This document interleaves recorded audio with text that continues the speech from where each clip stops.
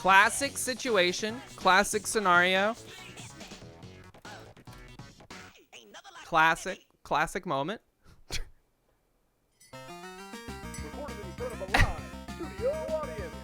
Crunchy P shows up and then bam. You know what happened? You want to know what crashed the stream? Wait. Am I still not here? Why is none of my audio capturing? I'm here. Uh-oh. Okay, OBS is acting weird. I'm gonna try switching scenes again.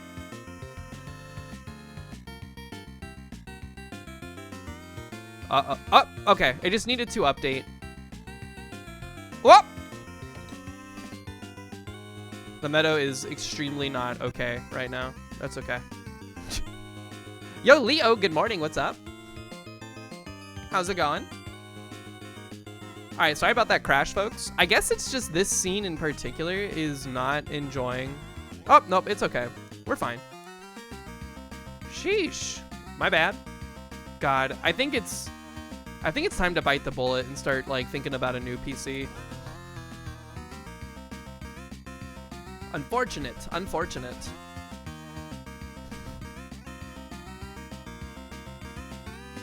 Is there not a thing for streams that can hold them back if they crash? Well, what I notice is that my stream, with the error that is output by OBS in that situation, is something about like the stream key. Like the stream key is, like the API gets interrupted, like traffic fails or something. You heard prices are finally coming down, maybe? I need to look into it because I'm at my wits end, if one could say. Do I have 5,000 USD to spare? Not quite, but we did get our tax return. Disconnect protection. I'm gonna open that in a tab and hope it doesn't crash my stream. If clicking that link forwarded me to like 8 different URLs before it finally resolved, just so you know.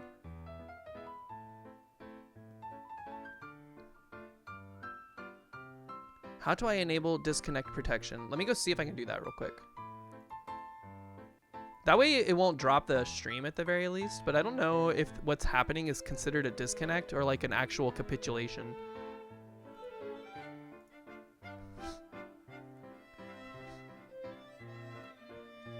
How do I get to my stuff? Creator dashboard, and then over here we need to go to stream settings. Disconnect protection. Why is that off? Why do they keep that off, dude?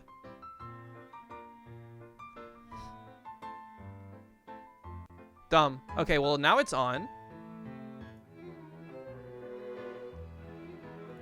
Let me just double check that it's still on, because it didn't let me save the settings after changing it. Okay, it is on. Cool, nice tip. So now when that happens, at least y'all just have to wait in the waiting room instead of F5. Can I trigger the crash somehow? Let me click on Spotify. Here's the thing, I don't think it's gonna happen now because the Meadow isn't running. I think the Meadow, there's something to do with the Meadow that causes it to crash. I don't know if it's like my GPU like rendering stuff behind the scenes and like there's just a crash. Can I launch 3 Meadows? I'd rather not. Cause like, I'm afraid we're at the point where if we like force something, it's gonna just break the computer forever. The other day I had to reboot this computer like 3 times because for some reason on boot up, the fans were like spinning really fucking hard. Like it was heating up really bad. And then also it was like opening up stuff on the computer, but very slowly. If you redeem Juice right now, it'll be fine. Yeah, there's no problem if you redeem Juice while the Meadow is offline, because it'll capture those once we launch it again.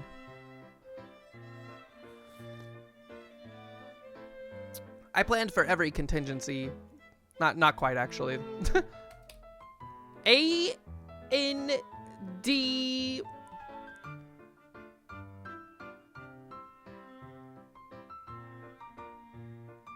In fact, it might be better to redeem Juice while the Meadow is offline.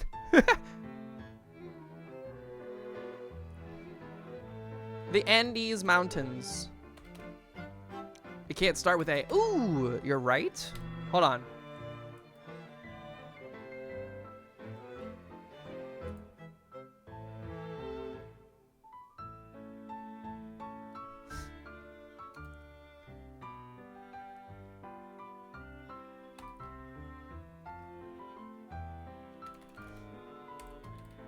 But N cannot be at the end.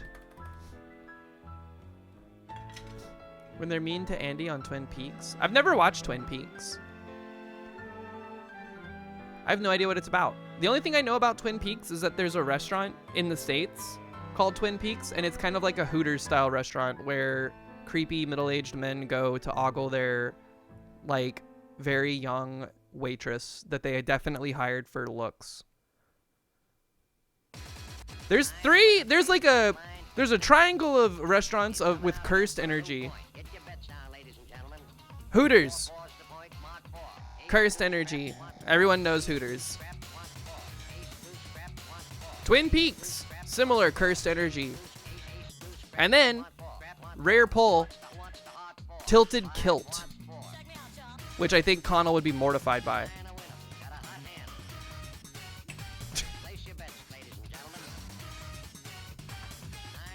You never heard of the second and third? I don't know how popular like a Tilted Kilt is. I've only seen one before, but it's basically a restaurant where the waitresses are required to wear like tiny skirts. Kilts are not Irish. Okay, well, they're not Irish, but I think the problem is that everyone that works there is like forced to put on an Irish accent, and I'm not confusing it with Scottish. It's not Scottish. And they're trying to be like a pub.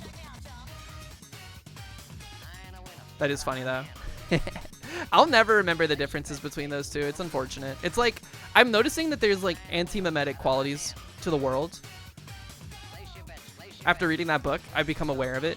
For some reason, my brain cannot pick up on the cultural differences between Ireland and Scotland. My apologies. And then also, whoever those Nirvana guys are, I remember their name at this point, but I don't really understand what's going on there.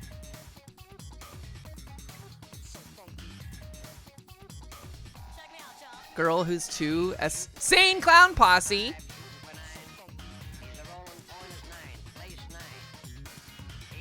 Went to a Tilted Kilt once and the waitress sat on your lap while taking your order in those kilts. That was the that was the most intimate contact you've had in 20 years. See, Soul Fury, they need people to have that reaction. Don't let them have it. Sane Clown Posse be like, here's how magnets work.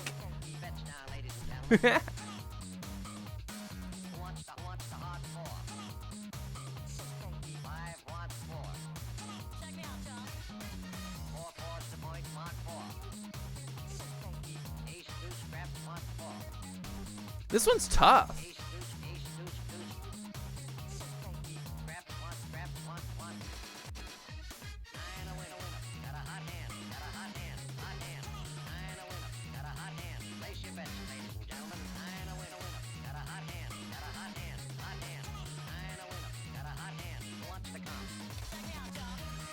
Landy.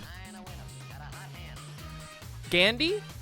Is Gandy a word by itself, like Candy Gandy? It is! But it's not the word. Sandy? What does Gandy mean? Handy? Do you think it's gonna be handy?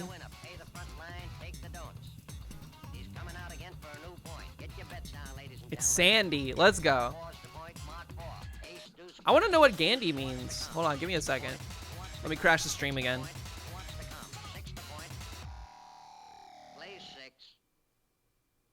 It's a city in northwestern Azerbaijan.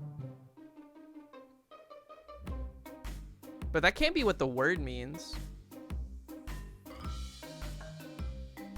According to the AI breakdown, Gandy is a proud gay individual who is especially skilled at practical domestic crafts such as home repair, DIY projects, landscaping, or gardening.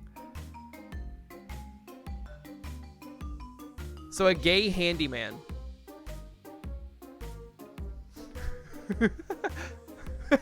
I don't know if that's real.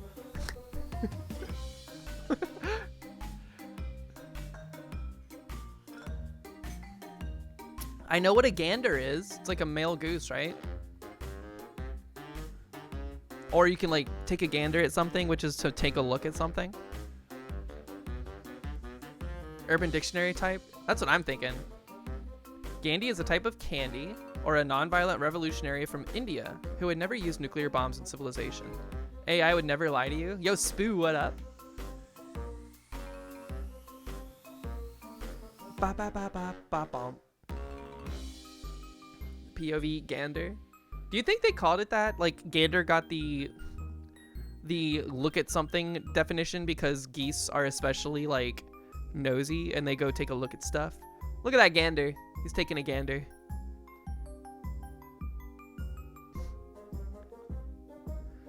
Band, mask, cape, lie, bluff, boot, spit, shield, let, point, base, cover, sleeping screen, summer dogs. Okay. We have lie, bluff, a cover, and a mask? I think we're getting red herringed here.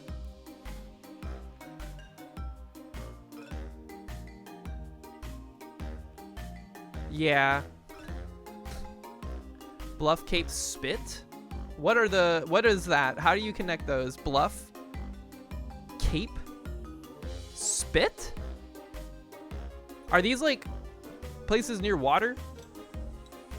Because I knew about a bluff and a cape. But spit?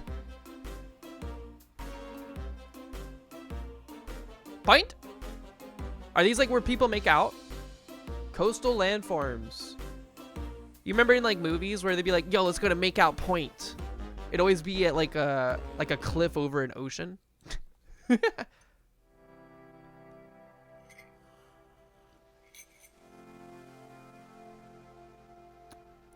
I think having a designated place to go somewhere to make out that all of the like teenagers know about is kind of a weird idea, right? Can't you go find your own place to make out? Band, lie, boot, mask, shield, let, lie. Hold on.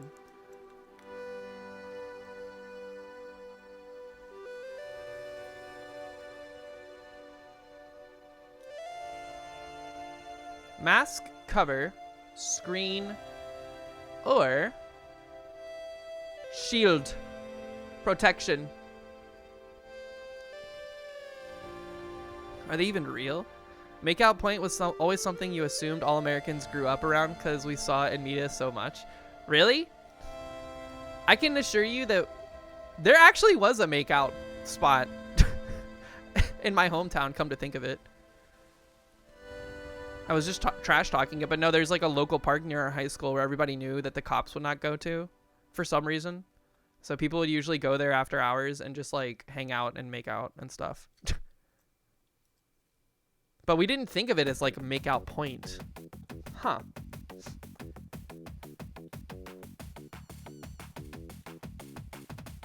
You get arrested for kissing in the USA? No, it's because the park systems would usually have like police patrol them to be like, oh, it's past 9 p.m. You're not allowed in the park. So they would chase people out. But that one in particular, for some reason, got ignored. Kissing is loitering? Maybe. Making out? What's the point? Are you actually asking because of like make out point? Or are you actually asking what's the point of making out? Because I could see somebody that's not into kissing being very confused by the appeal of kissing or making out. I need to blow my nose. Hold on.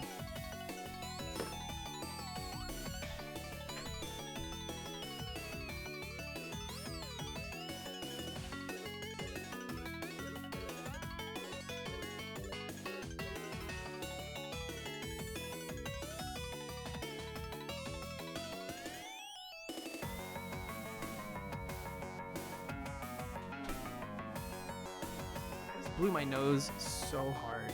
That felt so good.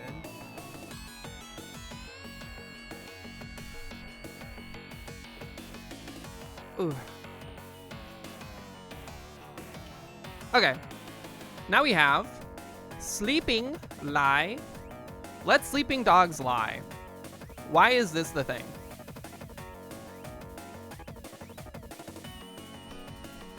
They're just putting in sentences now?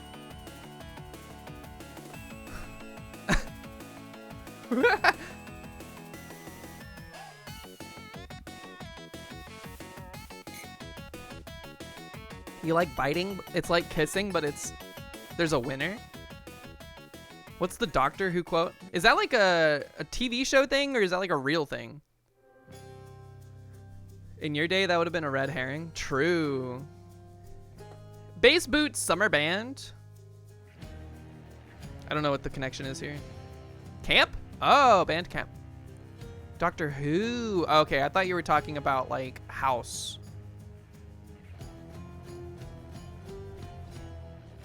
Horror movie character named Red Herring. That's a good idea, actually. That'd be kind of cool. What would their characterization be? Would they be like a very obnoxious person that you would assume is the bad guy? Of course. But like, what would make them obnoxious? They'd be a fish? Maybe they're a fisherman. I don't know why I assume it's a man. I just feel like the name Red has like a masculine connotation. Yo, Monica Meowie, what up? How's it going? Welcome in. A pup named Scooby-Doo type cartoon character? Yeah. Early risers. 1, 2, 3. Birders. Birds. Early birds is the thing. Maybe? I don't see an E up here. I don't see an E at all. There's no E in this one.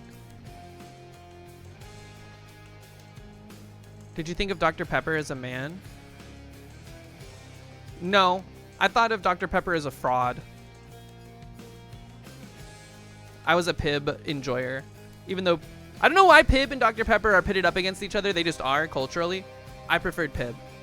I'm in Coke country, so Coke products win almost always. The new Pib slaps. I do like the new Pib. I drank one of those in the bathtub last weekend. And then like 2 or 3 hours after getting out of the tub, I got the worst headache I've had in a long time. It was worth it. It was worth it. Is that red herring for real?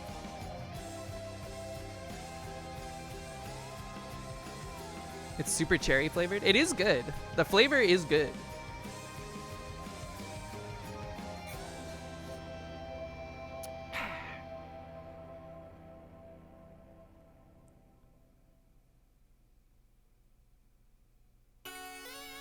We saw the word birds.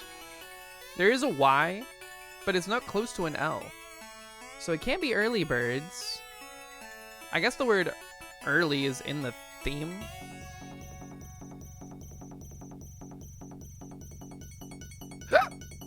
Dr. Pepper is a jalapeno on a stick. I don't understand your comparison. Poing? Poing, yoing, yoing, yoing. Poing, yoing, yoing, yoing, yoing. No. Loss. Is this loss?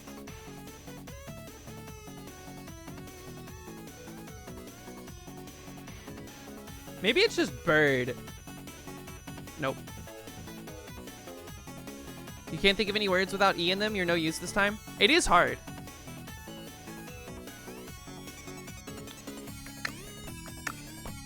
Beep, boop, boop, boop, boop.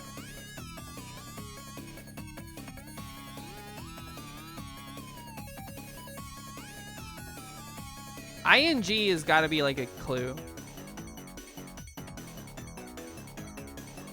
The? No! That has an E in it! Songbird, calling bird.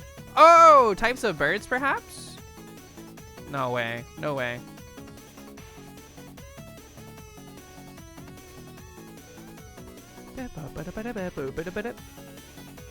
Hold on, hold on.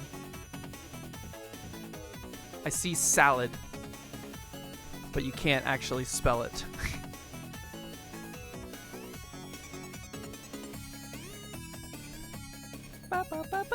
Moss.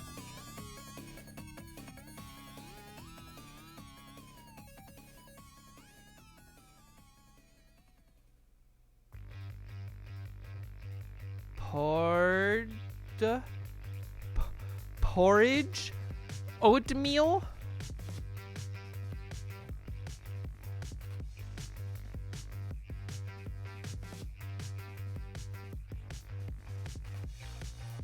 Early risers.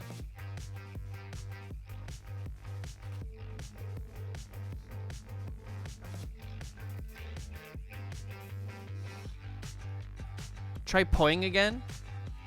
Fuck. It didn't work this time either. They're flowers. Poinsettia?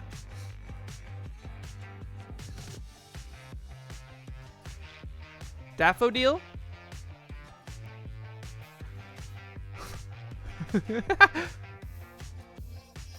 Tulip?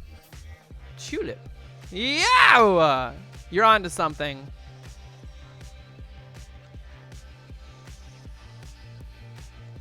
What's your favorite flower?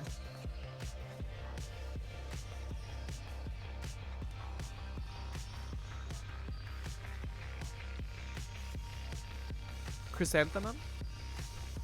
You think that's in here somewhere? No, there's an E. A cake flower? What's a cake flower? Tulips?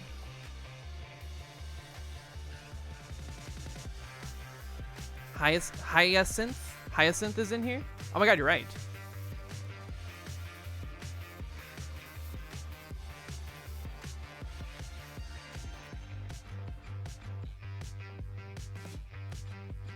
I don't really know what...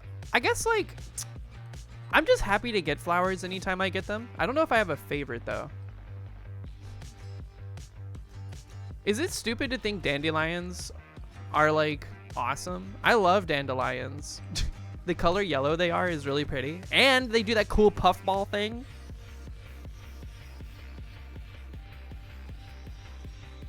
I think daffodil is in this. I just don't know where it starts. They are weeds? What the heck is the difference between a weed and a flower? Do daffodils provide pollen for bees to make honey?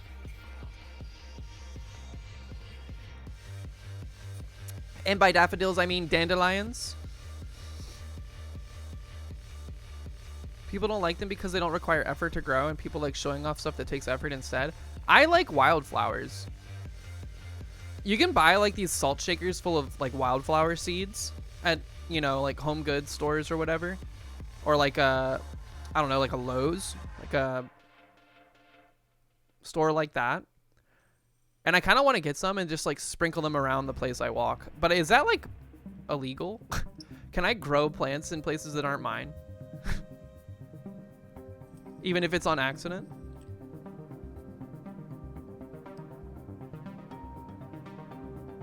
If they didn't spread like wildfire, you'd be cool with them? I like wildflowers and dandelions. Person who just got off the bus with a backpack containing pins that said ACAB, Dyke, and a picture of Shadow the Hedgehog. Damn, that person sounds pretty sick.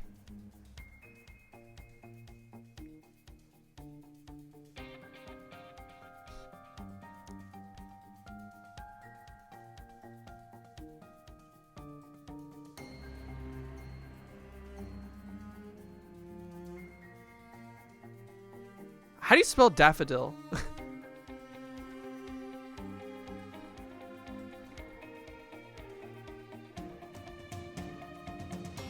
We don't really know any flowers. Poinsettia? I feel like poinsettia might be in here. No, there's no T's. Is poinsettia even a flower? You said crocus? What the heck is a crocus? I thought you were just making up funny words. Drop? Crocus Pocus? Play Stardew? Nah, I'm good. Why would I play Stardew when there's Pokemon Pokopia?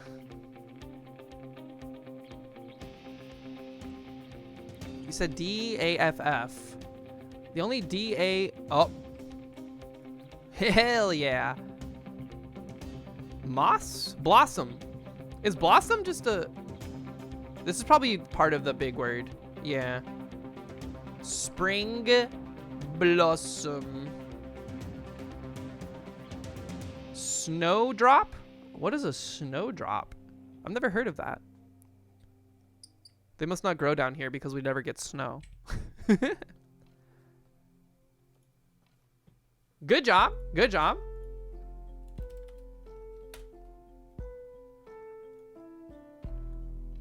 It's Gamedle time.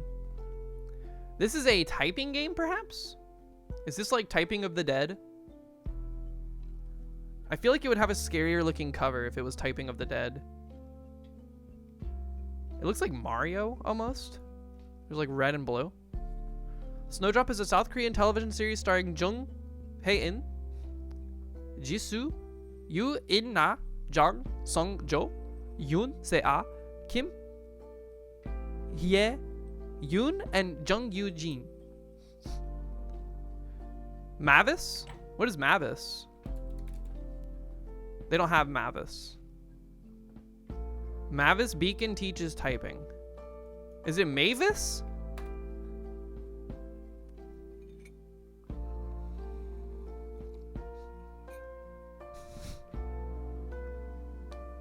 Mavis. They don't have Mavis Beacon. Maybe it's Beacon typing. Mario teaches typing.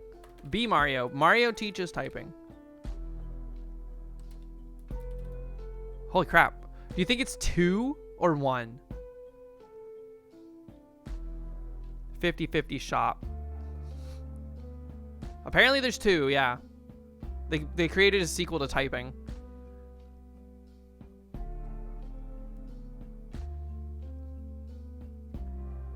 I'm gonna go with 1. Nice.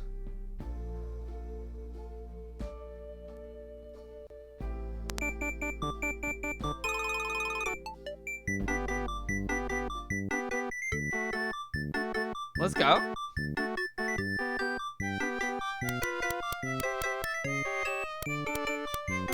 $19.92?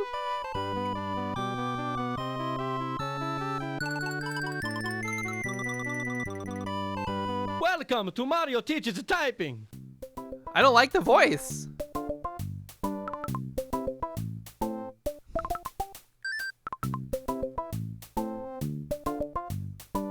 Ew, look at this pixel art. What's going on? Was this made by Nintendo or some other company? They got Chris Pratt for this one?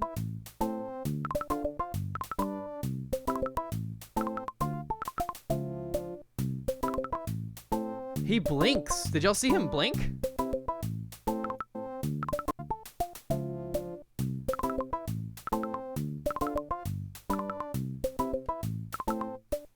He just blinks. But he otherwise stands perfectly still. That's scary.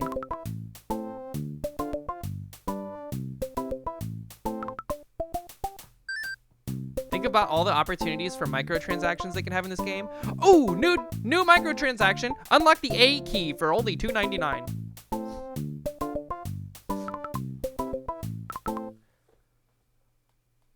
On your mark, get set, go! Oh my god, this looks hard.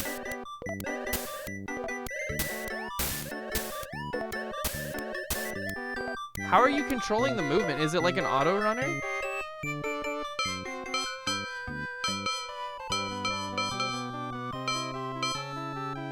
These animations are scary looking. Look at how he's running. Also, they're not teaching you how to type words, they're just teaching you to type VJ over again. Look at the sun, man. He looks so hedonistic.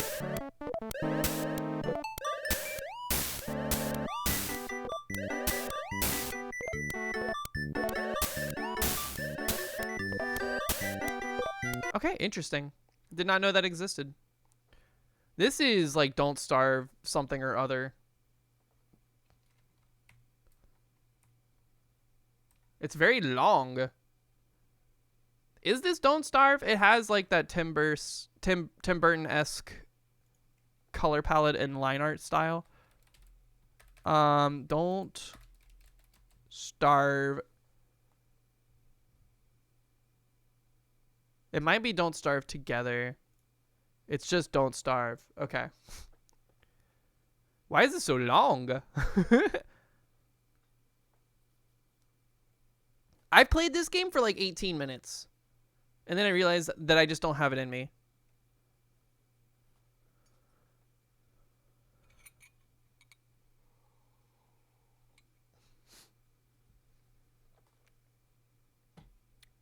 Fun idea, but like I don't know. I think I'm cooked when it comes to like survival games.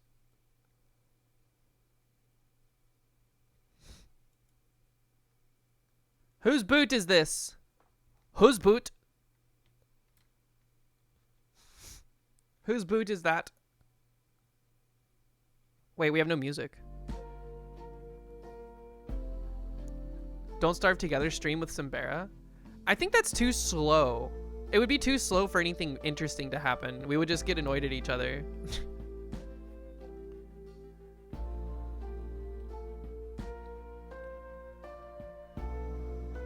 There's no way to know whose boot this is. This is a specific character. They have like it looks like a tower shield, but it's on their right arm, presumably, if this is their right foot. I don't know about that. Leon Kennedy. Sure. That's a good as guess as entity. This is an Assassin's Creed. But who?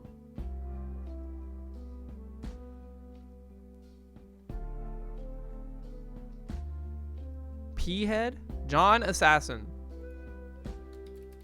John Assassin.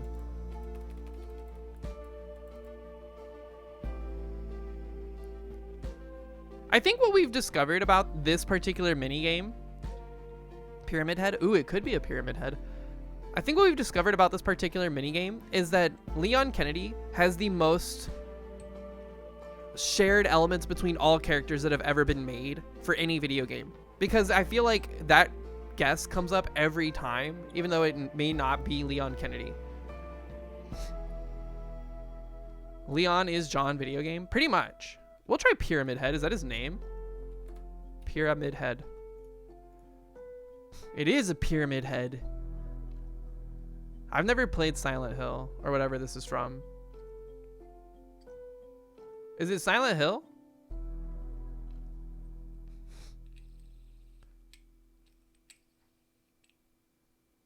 Also, they can only do boring 3D bland color characters, otherwise it's too easy. True, if you saw like Yoshi's boot, you'd be like, that's Yoshi. Pyramid Head is amazing design. He's just a guy with a cone on his head. And a big sword.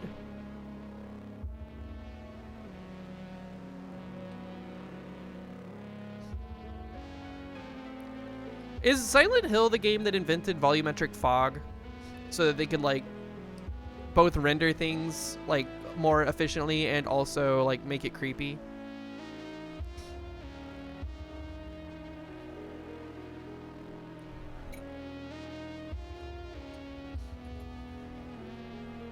Yes. That's the only thing I know about Silent Hill.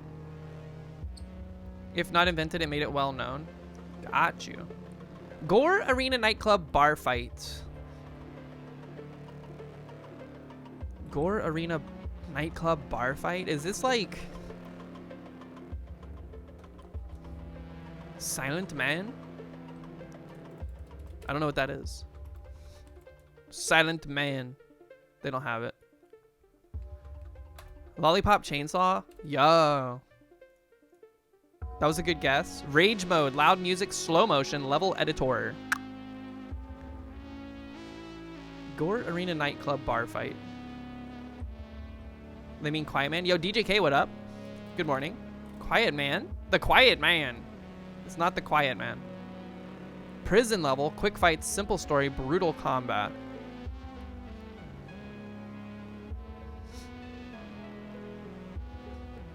It wasn't volumetric back then. They just overlaid semi-transparent PNGs and clipped anything too far. Damn. Something Miami? Hotline Miami? I don't think this is Hotline Miami, right? I've never played that game, though. You're going to go to TJ Maxx? Have fun. Be careful walking around in the aisles. I don't know about y'all, but TJ Maxx has the same problem as like Burlington Coat Factory, where you go into the store and it looks like a tornado happened inside of it.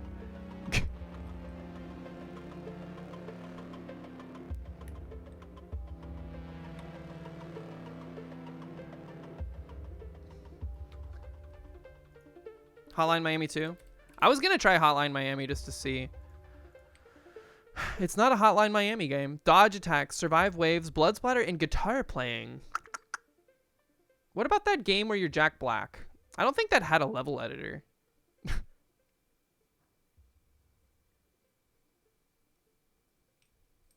Every Burlington you've ever been to has been a tornado zone. That's what I'm saying. Brutal Legend. Y'all think it could be this? Or are you just answering my question? I don't think this had a level editor.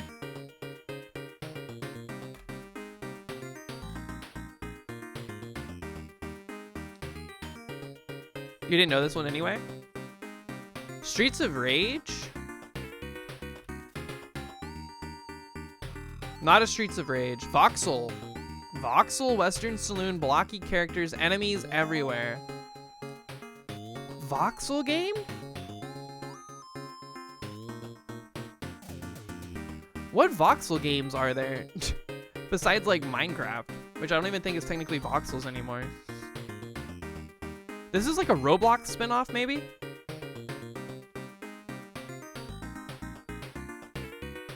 It sounds kind of fire. Blocky characters? Is this like BattleBit Theater Western Edition? Paint the town red. You got it. What the fuck is this?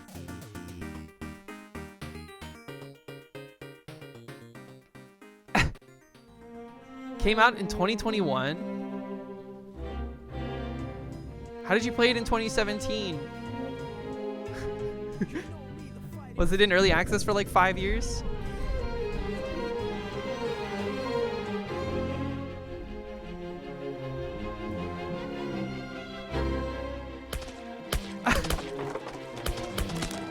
What the fuck, man?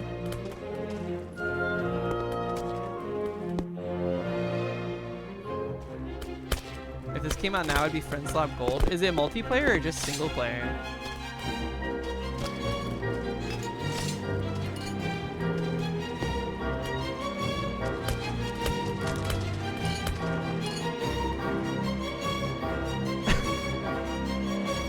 Yo, the jumping drop kick is pretty nice.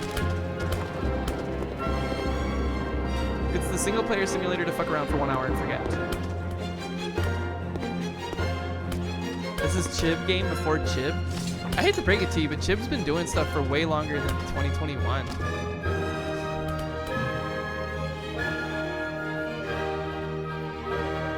I remember when Chib used to have a PNG tuber.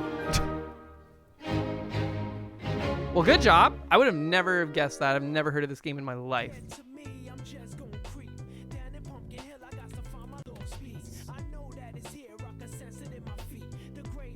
All right, with Halo 2, we have discerned it is a shooter game with action, sci-fi, mechanic or themes. It's more recent than 2004, and it has one or more of these game modes, but it is not developed by Microsoft. Sci-fi shooter game, that really narrows it down, but it's not first person and third person. It might just be first person or third person. Mass Effect, you think? I think Mass Effect would have a RPG genre as well. I'm gonna say sci-fi shooter game. This is gonna be a deep cut. Lost Planet 2. This will eliminate third person. Okay, we know it's first person. Shooter, science fiction, more recent than 2010. I liked the Lost Planet games. I thought they were really cool.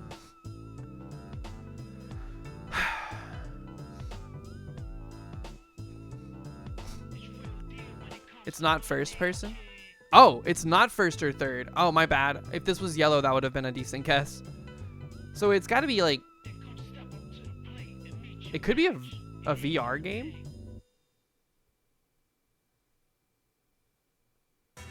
Could be side view. A side view shooter science fiction action game. It's not Alien Hominid, unless Alien Hominid came out in like 2011. But I think Alien Hominid came out way before that.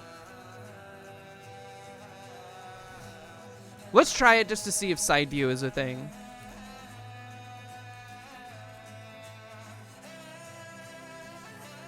(2004). It's ancient. Okay, so it's not side view. Also, platformer would... interesting. So what is our perspective here? Could it be isometric? Sci-fi shooters that are isometric.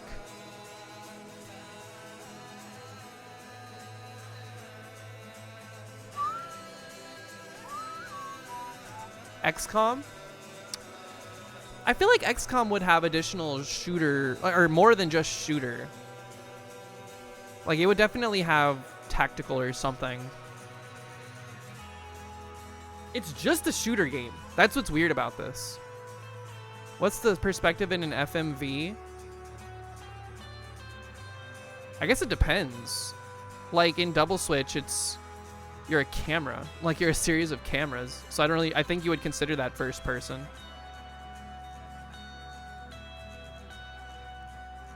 I was thinking maybe a twin stick shooter, but I can't think of any that are just like sci-fi or just shooters and not like an arcade game as well. Twin stick shooter? Brotato? I feel like that would have roguelite. I guess that's not an option here. But wouldn't it also have... Oh, roguelite is part of it. It's at the bottom. Gungeon? Same thing. How close is yellow? If the target game releases within 5 years, it will be shown in yellow. So we are somewhere in a 5-year range from 2010. So anywhere from 2015. And it looks like it needs to go higher, which means maybe more recent.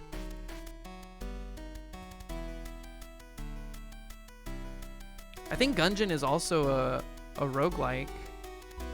Just shooter games?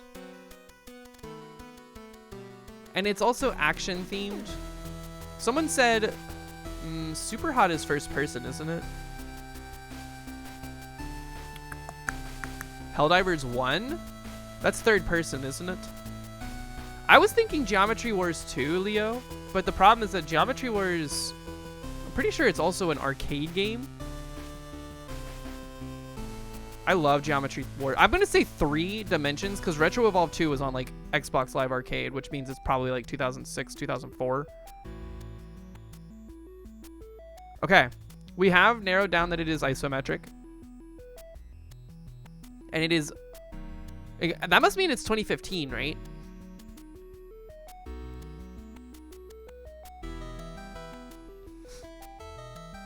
Also, it was the same... Oh, no, yeah. See, it had arcade in addition. I love Geometry Wars, by the way.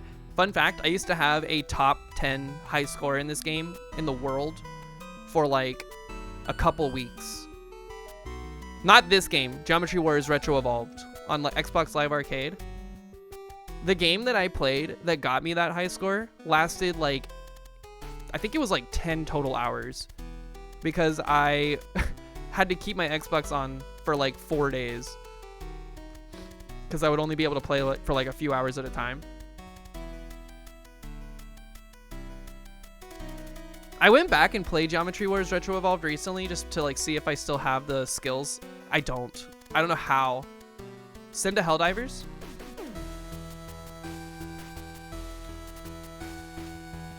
You had it! You were so correct. Well done. This isn't first or third person, it was top down. I didn't know that it was that different.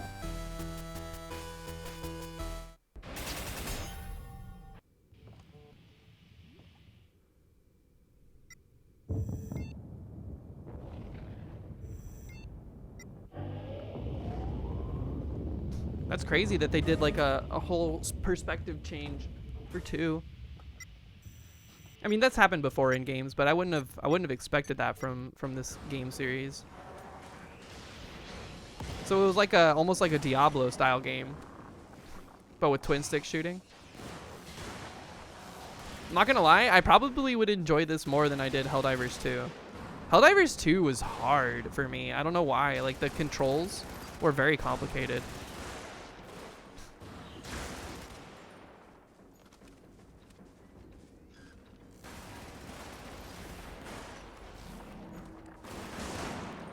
And I also kept experiencing like audio issues that were wild.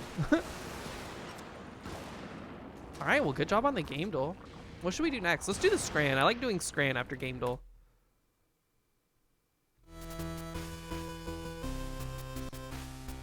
Okay, we get to vote. The audio issues on that one stream you did of Helldivers 2 were funny as hell. It was horrible. Those were terrible. All right, Sausage and Vegeta from what? From Dragon Ball Z? Is that what Vegeta's leg looks like without the blue like skin tight suit?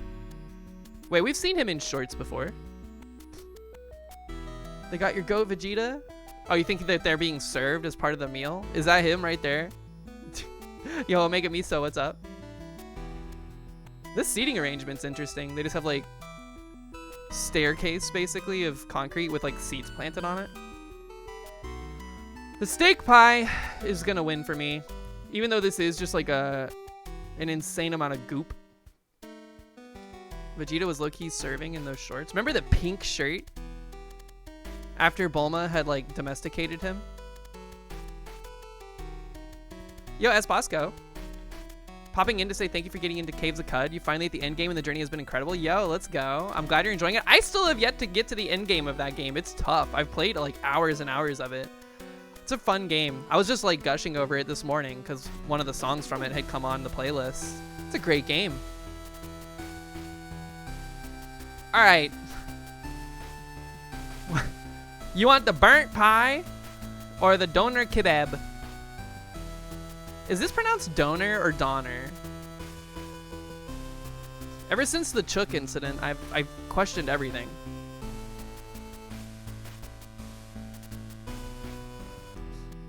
Donair?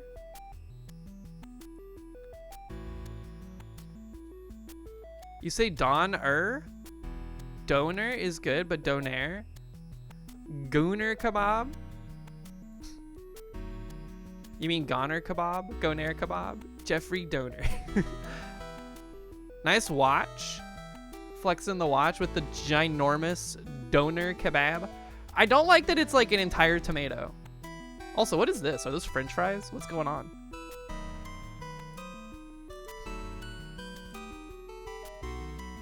%70 want the amazing, huge Doner kebab. Doner kebab. Currywurst with the most yellow fries I've ever seen. That's got to be food coloring. Or a barbecue beef brisket. Mac and cheese, cornbread, and 2 dill pickle slices. $14. I'm going to be honest. This currywurst looks pretty damn good. Although I'm a little confused. What is going on with this? What is this goo? What is this white stuff? Is it mayo? That's kind of fucked up.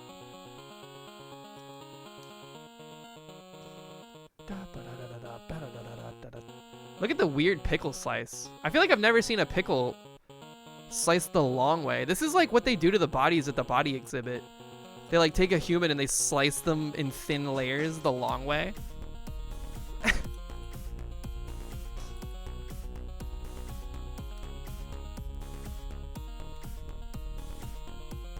Pickle slice the long way. Do you know what the body exhibit is, Appa? It's like a museum where you can go to see humans that have elected to be cut up and put on display. It's fucking wild, but it's interesting.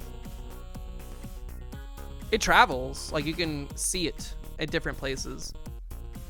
They didn't like kill the people for it, like they donated their body to science. You're cutting me up and displaying you tomorrow? You slept near those at the Science Museum last month? I remember, yeah. Yo, Sass Mommy, good morning. You went to the one in Berlin and it was so fucking cool. Proton would fucking love it. Probably. Or he would hate it because he'd feel like he's at work.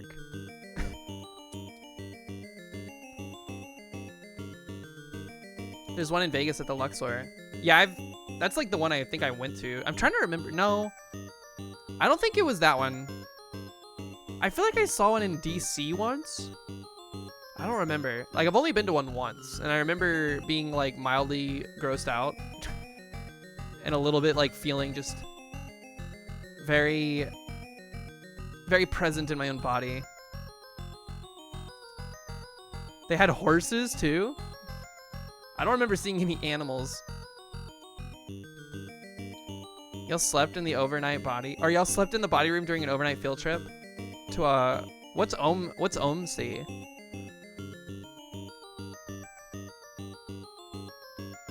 It felt ancient Egyptian. What are we doing here? Currywurst or the barbecue? Beef. I'm taking the the mayo and the fries is what killed it for me. Oregon Museum of Science and Industry. Oh. Chicken for the people? With bacon and a hash brown? That's fucking awesome. That looks good. I don't even know what's going on. Chicken curry also sounds, oh, and it has the freaking naan bread. These are both amazing. I have to go with the burger buff though. That looks awesome. Right gets the funny pick buff. True. A mini pizza, small enough to fit in a paper plate, or a burger and chips. That is a greasy looking burger. Look at how sweaty the bun is, dude. It's glistening. It's gonna be the burger, I think. This actually looks like a good burger minus how greasy it is. Like, the interior contents of a burger is fine to be greasy because it's impossible to not make it greasy. The bun is what you're supposed to be holding with your hands. I don't want my hands to get greasy while I'm eating a burger. Maybe it's just like wet from condensation. It was like in this styrofoam container or something. I don't know, but either way, it's gross. The pizza looks undercooked. Yeah, this is very underwhelming. It also, this guy either has huge hands or it truly is a mini pizza. It looks like it's smaller than you would expect. Like maybe, I'm trying to find something with a diameter approximate to what I think it would be, but I can't. Humid day on that burger? Yeah, I don't know.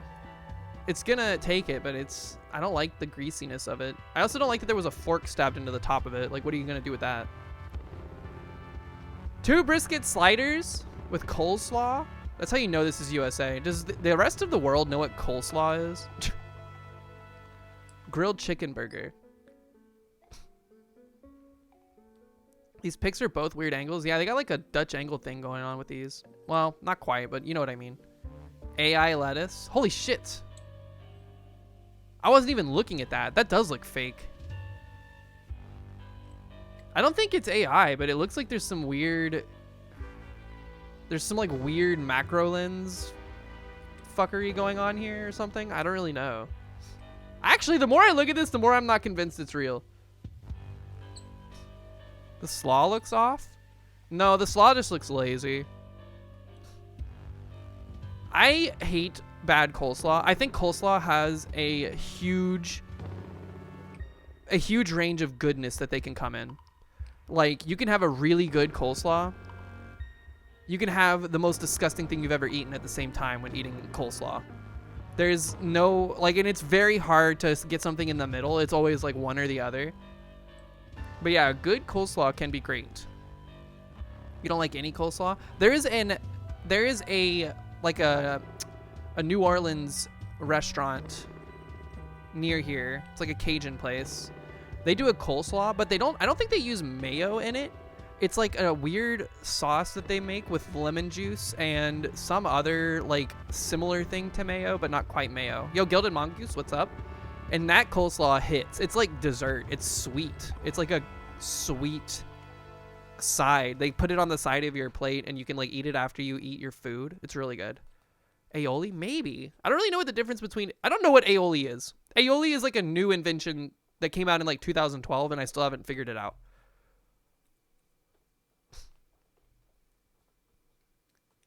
It's oil? You like slaw made with lemon juice instead of mayo or vinegar? Yeah, that's what I'm saying, Barnacles. That's what this place does. It's just like mayonnaise, basically. Oil and egg. It's a thinner mayo. Aioli is mayo, is what you've been told. That can't be true because I've had like a wide range of aiolis that are very different from like the wide range of mayos I've seen before. Brisket sliders look super messy. I don't know about this burger. I thought the burger buff would carry us. We're doing really bad today. Loaded fries. Or sensational popcorn. Do you think the sensational popcorn will take it with the meme?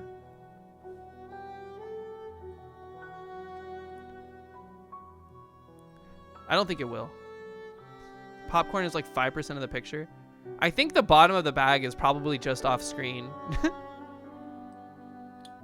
eating the fuck out of that plastic bag? It looks like they did take a bite out of it. Instead of like opening it, they just... I'm going to take the loaded fries though. The popcorn looks very underwhelming. Jalapeno fried chicken with a pint? It doesn't state that it's with the pint. Yo, Fruit Bad, what up? Or this horrible like high school lunchroom cheeseburger that is like Two-Face from Batman somehow. I don't really understand what's going on there.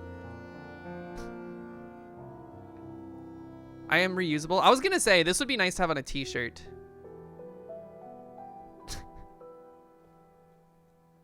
That is exactly high school cheeseburger. I know.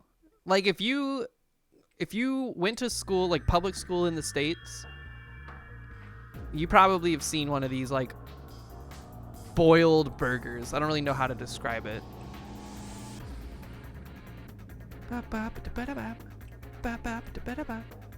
Hockey pucks? Not even. They were just like these weird mystery meat, like rubbery things that I saw them preparing them one time, and it looked like each one was in a small plastic bag that they just put under like a steamer, and they steamed them. And then they would open the bag and throw them on the buns. Hello. What up, baby? Okay.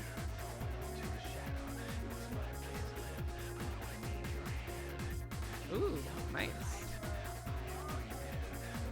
Very good. Mox is building a Pokemon Center for the third biome that we were able to go to in Pokopia. 6% want this nasty burger. You think Mox would like your Led Zeppelin joke? Yeah, give it a go. Give it a go. Type it again. Type it again.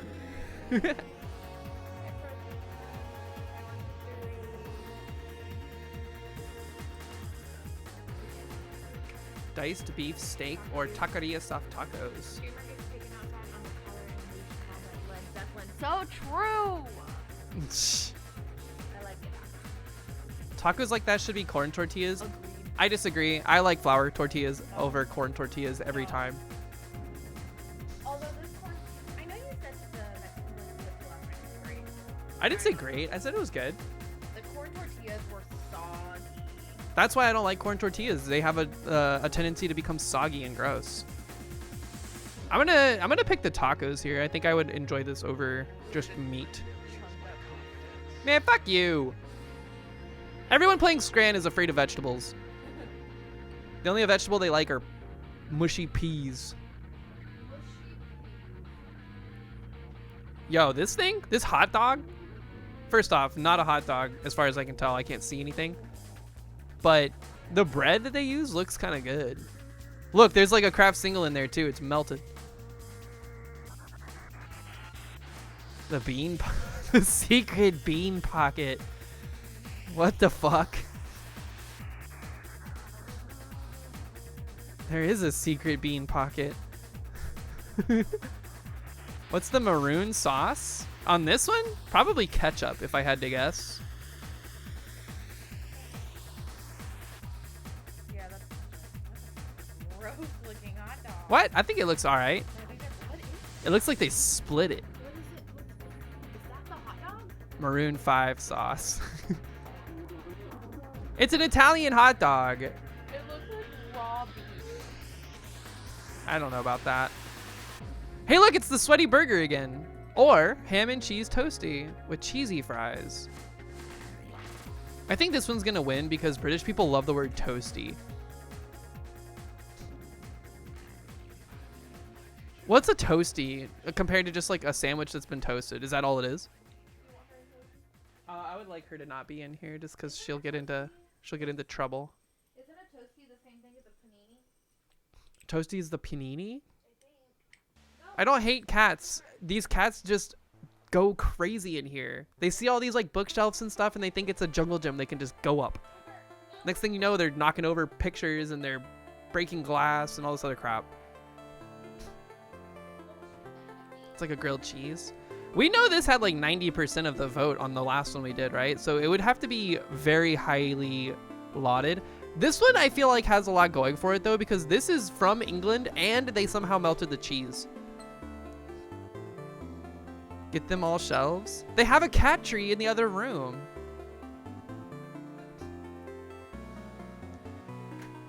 Previous intel.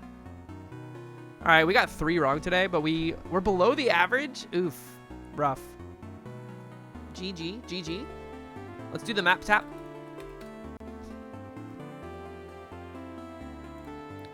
All right. Tap as close as you can to Memphis, Tennessee. So, this is Atlanta, thereabouts. Or, yeah, no, this is Atlanta. Tennessee is right above Georgia, and I think Memphis is more on the, I want to say it's like in the middle-ish, because you have Nashville way like more west, and then I think like Memphis and Knoxville are like over on the right-handish side, but I don't remember which. This line, you can see there's like urban sprawl. This is probably, I don't know. I'm just gonna drop it here. Confirm. Wow, it's way more west than I thought. It's like on the fucking corner, dude. Okay, I didn't know that. Good to know. Beijing, China. Beijing. It's like right here, right?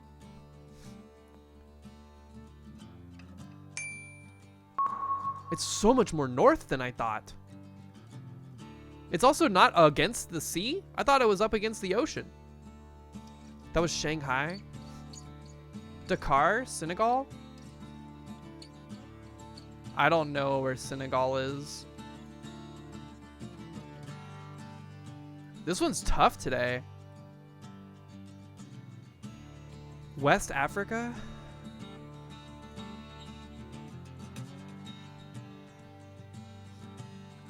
I have no idea.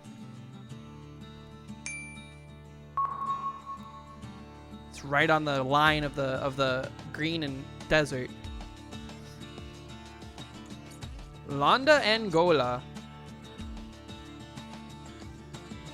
Luanda, Angola. Another country, I don't know where it is. Angola. The moon! When did they add the moon? South Africa?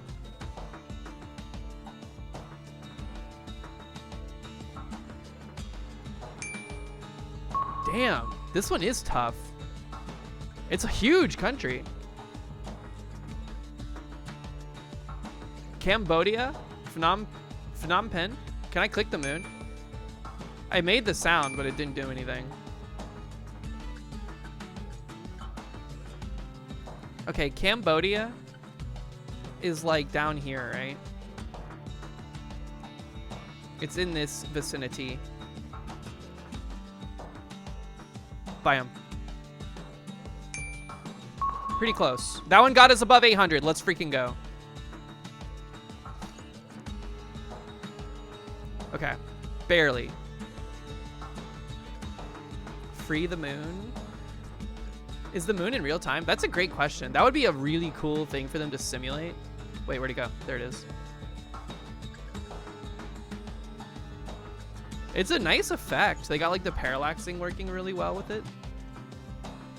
Got the Milky Way back here. Where's the sun? What if I like dragged it around and all of a sudden we all went blind? Is it already halfway to the moon at this point? Artemis 2 rocket? Damn, they're hauling ass. That's crazy. What else should we do? Oh, let's do catfishing. This one takes a while, but I like it a lot. It's nowhere near to scale how far away the moon is. The moon is very far. People don't realize that every planet in our solar system can fit between Earth and the moon. Okay.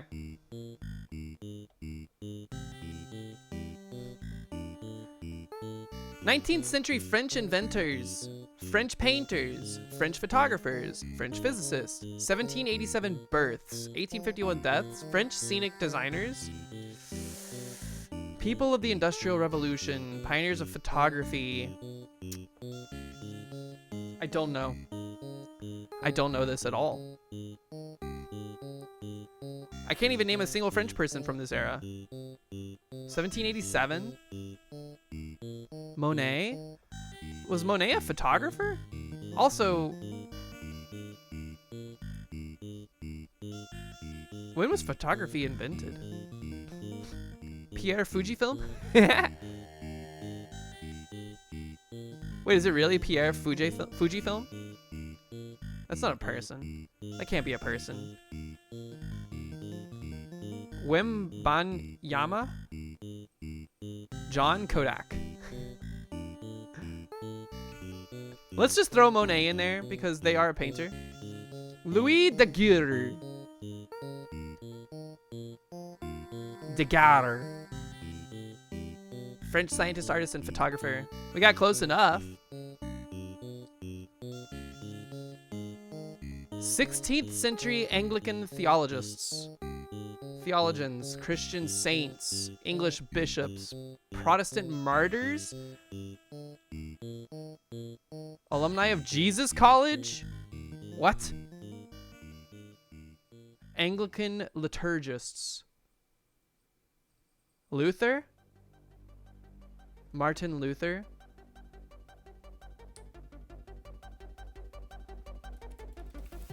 Martin Luther. Wrong! Thomas Cranmer. Close enough, though. Who is this? Who the hell is this? Theologian that was a leader of the English Reformation and served as Archbishop of Canterbury. Canterbury? You need a glass of water? Fun fact, drinking water won't fix your problems, but being dehydrated would definitely make it worse. Very true. Very true. That is a real fact you just spoke. Thank you for the info dump. Hashtag water facts. 20th century English male actors. Male writers. Royal Air Force personnel. English male writers.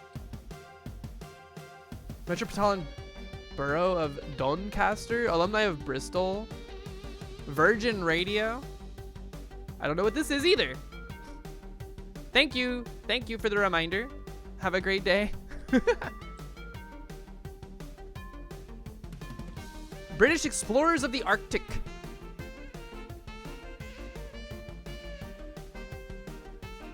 Wasn't? Hold on a minute. Is this? Who's the fucking guy? Is this Orwell? You think it's Christopher Lee? Shakespearean actors? Did Christopher Lee explore the Arctic?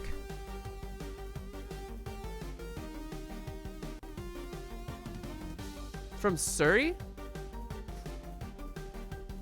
South Yorkshire? English male Shakespearean. Okay, we'll try Christopher Lee. I feel like... Was he born in 1936? I know this dude was old. But damn, bro.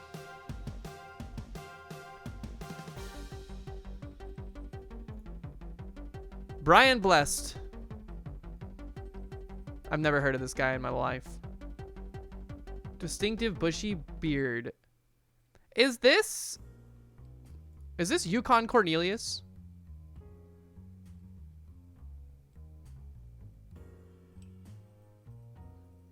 Please go look up video.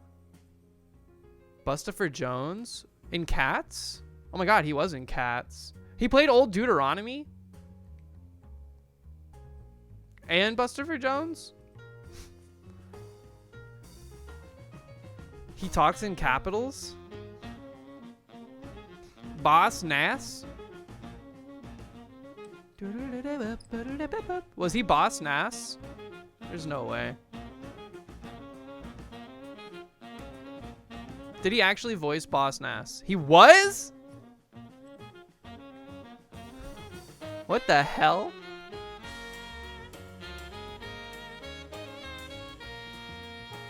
Blessed. We still know canon about the Naboo. 19th century members of Illinois General Assembly. Everybody knows that shit. Everybody knows this shit.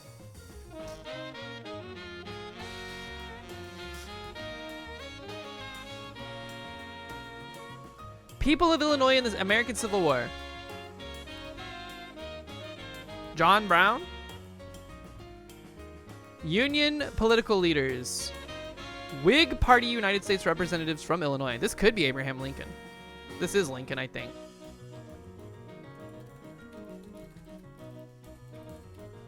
Yeah, politicians killed in the American Civil War. Hooray! We got one.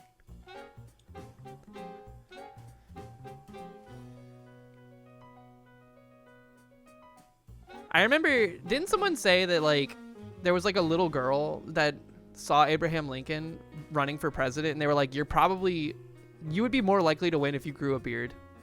Basically just calling him ugly.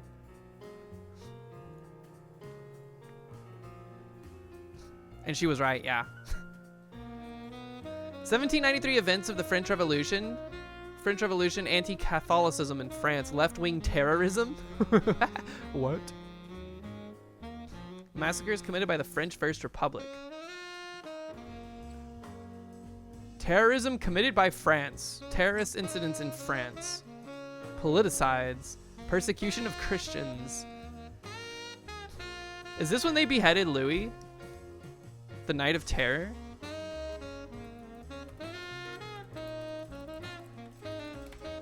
I don't know. I don't know if there's a... The Reign of Terror was a period in the French Revolution when, following the creation of the First Republic, a series of massacres and numerous public executions took place in response to the Federalist revolts. France does not fuck around, dude. They do not fuck around.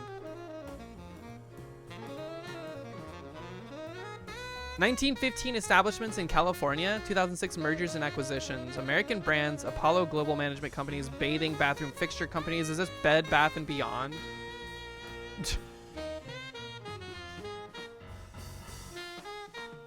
Brands that became generic. I have no idea what this could be except Bed Bath & Beyond. Kohler? The bold look of Kohler. How is Bed Bath & Beyond generic? I don't know. Don't they have like candles or something? Hydrotherapy?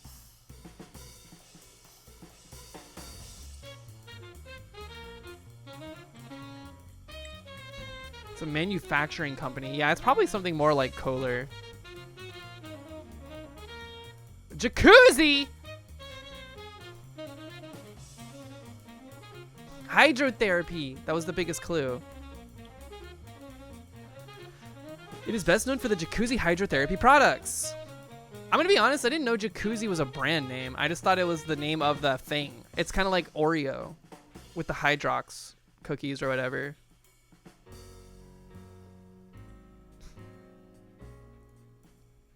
Do y'all remember in the movie Mouse Hunt when they were renovating the house and they spent a fuckload of money on a jacuzzi tub and they were trying to get it up the staircase and then they dropped it and then like stuff ensued? Mouse Hunt mentioned. I love that movie. I think it's really funny. It's a jacuzzi tub! Female characters in video games. Uh-oh. We're going to be put on blast here. Fictional characters invented for recorded music. Is this Hatsune Miku? This is Hatsune Miku. If it's not, then we're being baited big time. It's a Vocaloid.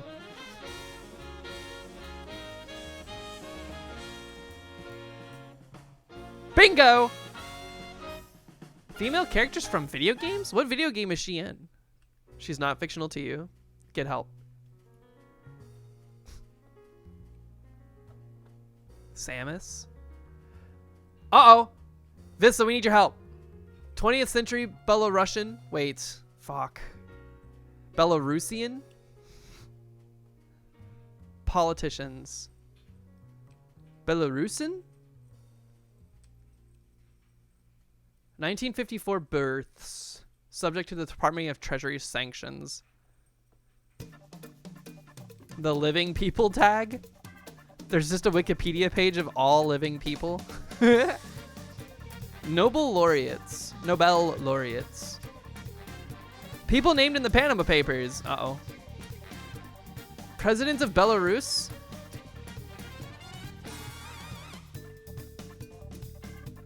It's not Lukashenko? Really? Then who the hell else would it be? Hasn't Bella... How long has Lukashenko been president?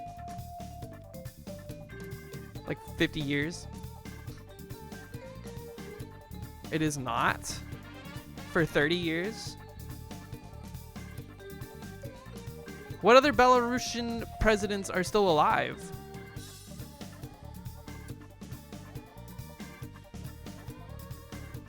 You're being rage baited? He's the only president.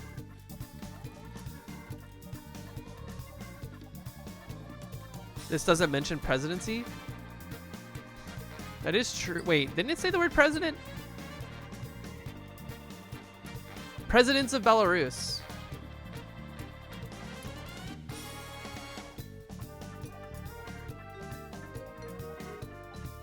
It was Lukashenko.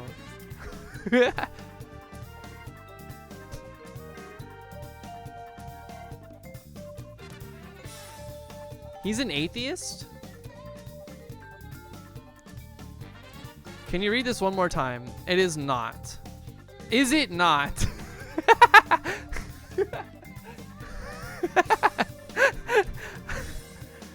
My bad. My bad. I honestly was just misreading it every time. I was not trying to rage bait you.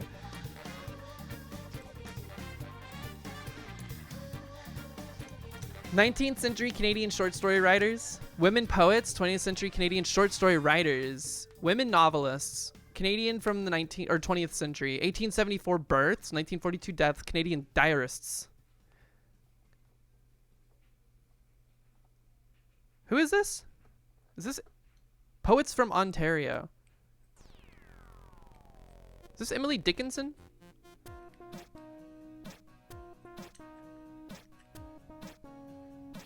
John Canada? Did I just make up somebody, by the way? Emily Dickinson? Is that a real person?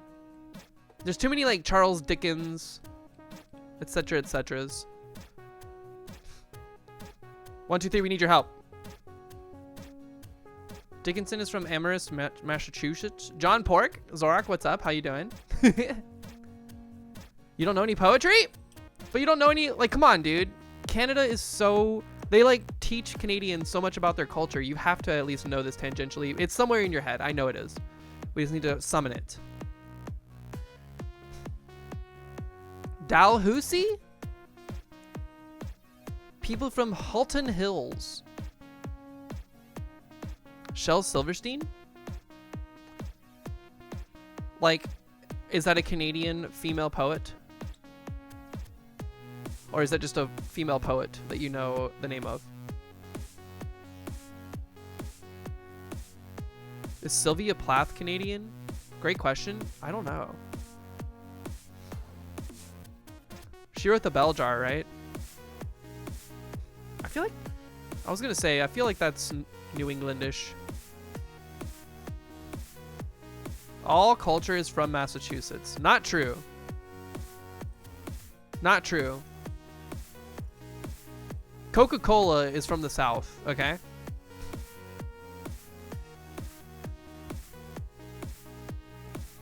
Montgomery? Is that a person? 1, 2, 3?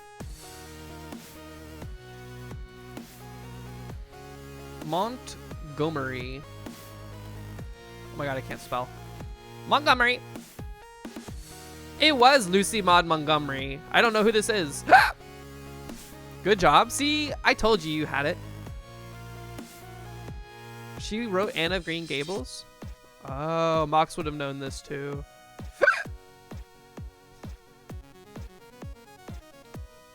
Nicely done. That is a sick portrait, dude. She looks so, like, regal.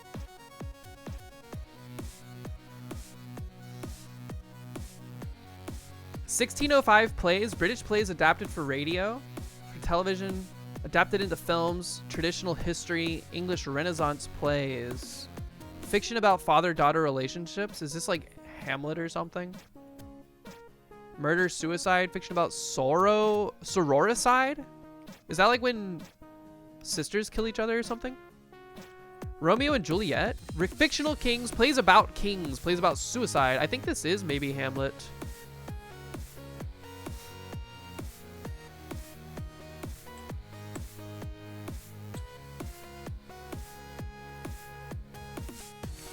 Is it Hamnet?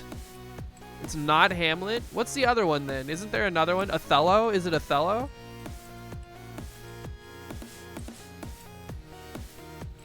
Macbeth?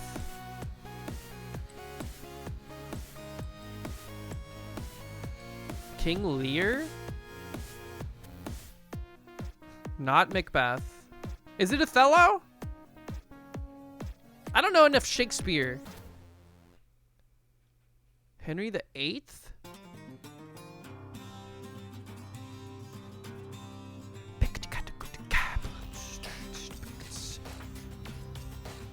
You should know more Shakespeare? Why?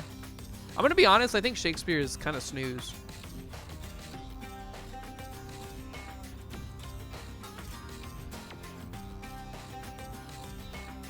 Because you're a theater nerd? I'm a theater nerd too. Shakespeare's kind of snooze. I was a thespian in high school.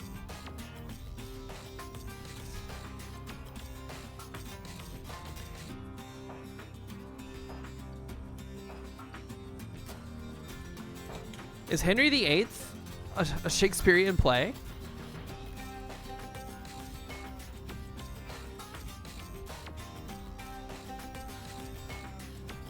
Shake your spear at Shakespeare. Henry V? King Lear! Who said it? Who had it? Apalac had it.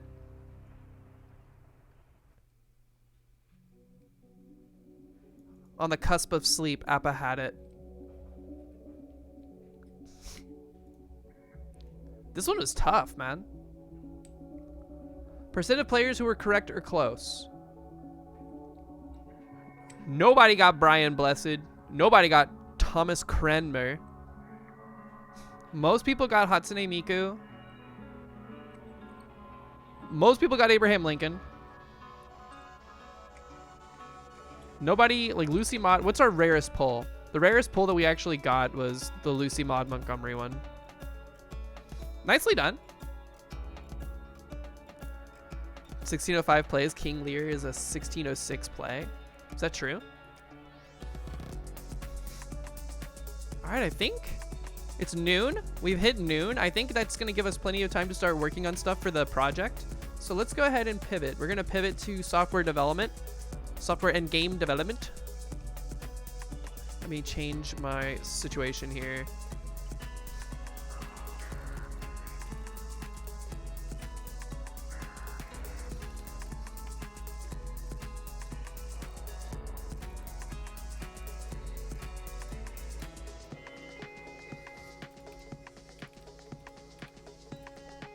Scoop.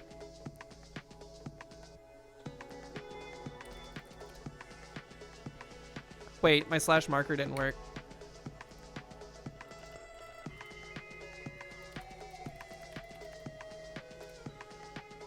Okay.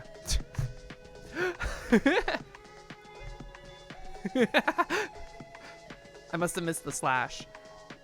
All right.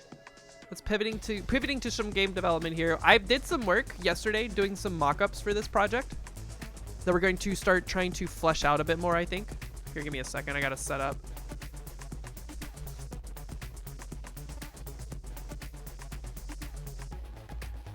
Why does it want me to go live with a sprite every time I open it?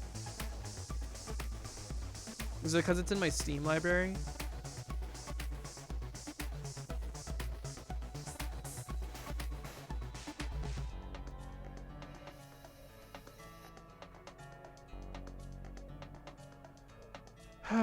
Where is my mock-up, dude?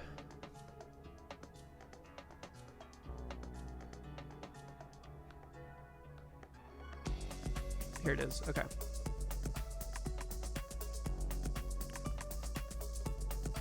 Just Discord things? True. Let me open up the project as well. So things are coming along. I'm gonna go use the restroom before we get into this.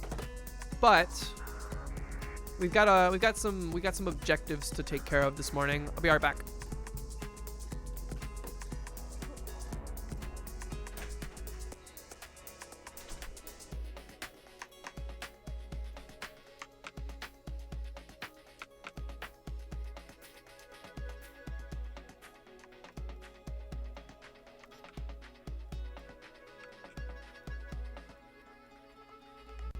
Run!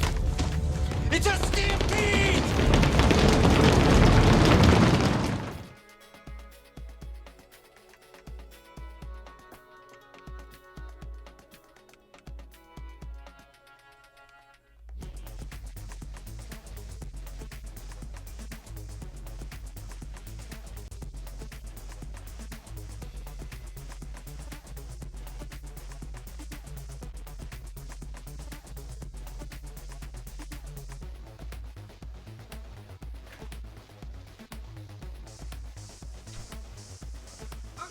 Okay.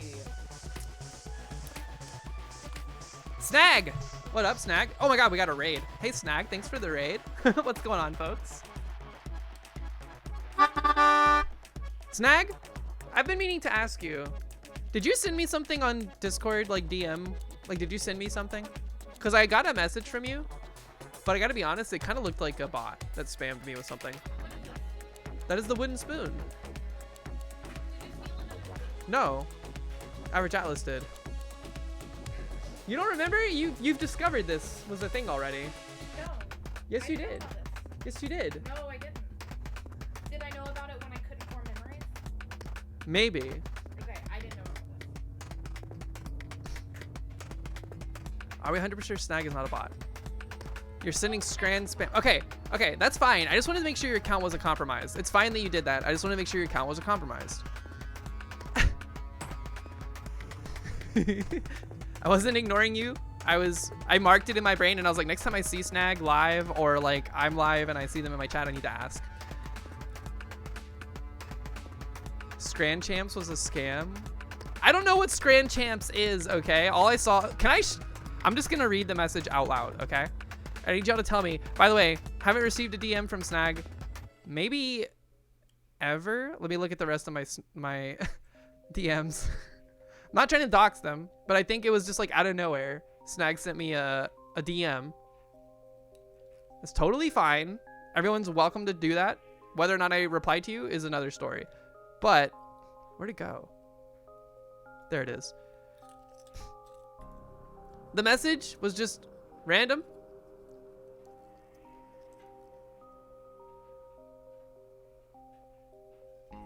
That is true. There is like a little bit of stuff. The previous DM I got from Snag was December 2024. Okay. So then all of a sudden I get a DM on April 1st. First off, April Fool's Day, 8:50 p.m. at night for all the Scran fans this holiday season. And then it's just a link. Does that not feel like compromised activity? I'm just saying. Sounds legit. You trust that? I was just like, I made a mental note. I was like, we need to get to the bottom of this.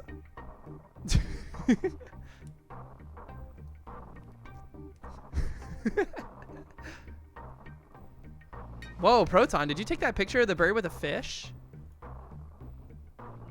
That's a great capture. That fish is going on a journey. Proton, when are we gonna see you in a like National Geographic? All right, here we are, folks. This is the project as it currently exists, as the current state of the project. You'll notice that the colors have been updated from the last stream. They're still not perfect. They're still not where I'd really want them to be, but they are better than they were. Buy you a $12,000 lens. Can you get National Geographic to sponsor you? Buy the lens for you? You just realized it's not Preoxton, it's Proton? Yeah, Dan kind of set him up for that for life. If you heard it there first. Gotta put it on the throne. It'd be funny to put it on my throne, and then if it got funded, send it to Proton. Okay. So what are we doing? This right here. This square right here is meant to be a UI where your ship, the current ship you are piloting's information is displayed. In the mock-up, this is that same square. And this is kind of the idea. Each ship, I think, maybe not each ship, but the ships are going to have these empty module slots to start with outside of what they come with by default. And I think the way that that ends up looking, so we get rid of these. These are like the actual module slots and what they would end up looking like once you have something piloted there. This number indicates what summation you need to do to activate the ship. And then this is just an icon I tried to make that looks like a sword or something that does damage versus something that builds up shields. We can like get more intel on this. There's space here for like the name of the module, but we're gonna use like a rich text label or something like that. This is actually gonna be, this is gonna be interesting. I'm messing around with like viewport scaling and stuff like this, or stuff like that for this game. So I don't know necessarily how we're going to put the control node at the like size that I want it, like the actual resolution of the game, for like the text labels to be the correct color or the correct like resolution, when this is already scaled like pretty much way down by 3. But you know, we have like our health bar, we have our shield bars up here. We're gonna have like, this is going to be another sub viewport of another 3D model, and it's a 1x1, so we're gonna have to make it like capture that way. So there's a lot to do to like flesh this module out, but we need this because at the current state of the game, we are summating the values in this like number table, but we're just not doing anything with it, right? So 72891, we're doing that stuff, but we're not doing anything with the signal that's being broadcast that's activating that stuff. So we need to start like ascribing abilities to these things so we can like actually tell if they've worked or not. So that is where we're at. It almost feels like what we need to do. I also did some, hold on, let me go back. We did some like project reorganization in terms of like what scenes are in control of stuff. So we now have this like entire game board scene, which is what we're launching actually. We're launching the main, which is like a new main, by the way. Hold on, this is old. We're launching main, which right now is just the game board, but we need to include all these other sub viewports. So it's gonna be interesting. Rich text when Markdown walks in. Rich text labels are fun because you can do BB code on them. So like when code like has rainbow effects or wiggles or, you know, shaking or anything like that, it's usually BB code with some parameters fed into it. It's a lot like CSS, but we're entering into a more complex module for sure. And welcome back. I hope your excursion went well. So what do we need to do? How are we gonna do this? Let me think about this, because again, we want our text and whatnot to be at a high resolution, but we need the graphics that they are associated with to be scaled up. We could do this with sub viewport stuff, but I think that might get tough, because like this one, for instance, is scaling everything by 3 so that it brings our like 640 by 360 resolution graphic up to the 1920 by 1080. And all that's functional and it's working, but the idea, I think, is to include this in the game board because it's part of this whole thing.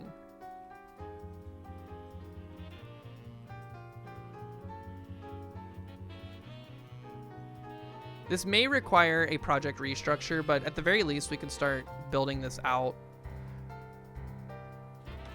Let me think about this.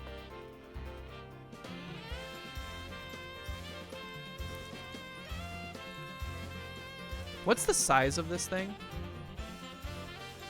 It looks like it's 256 by 136 pixels. Okay. I think I've already exported out a lot of the assets we're going to need to put this together, so let's go ahead and just take a peek. We have the ship module background. Here's what I'm going to do. Let me think about this.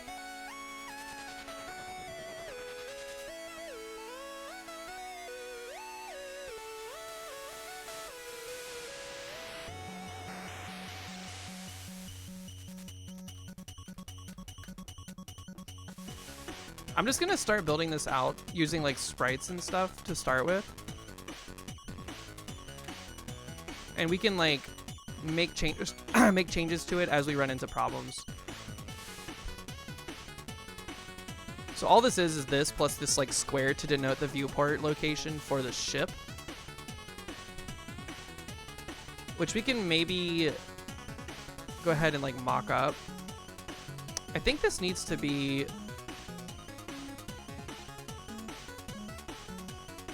let me see. Should we do this in canvas layers?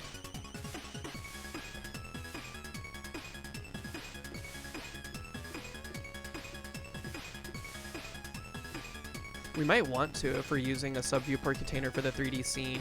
It's just weird. We're getting like nested layers deep in this, and that's gonna be tough for me to like maintain and scale probably. But let's try something.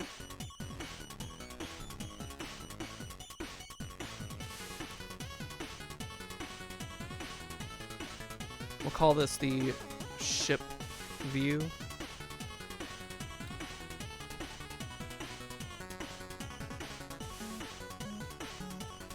Sub-viewport container. And then this, we can't set the, I guess we can set the size on it for minimums. It looks like it just needs to be a little bit bigger. Here, let's see what happens if we manually move it around. With snapping, ideally.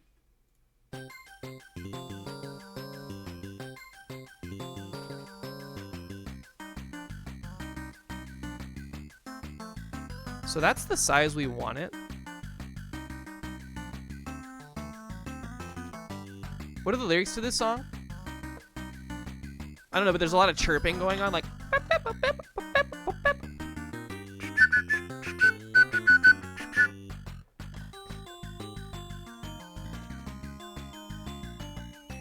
Okay, so that's the container. But now we need a... Did it change anything in here? The transform? Yeah, it made the size variables different. And the position obviously changed as well. So it thinks it's 80 by 80 pixels. That's fine. It is a 1 by 1. What if we now, real quick, what if we shove this test scene we had into the sub-viewport container?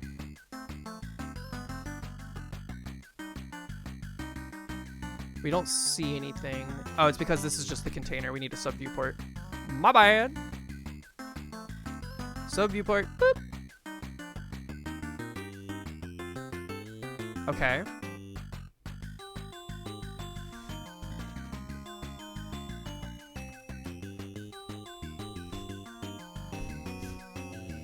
So that places that right there. Which is what we want.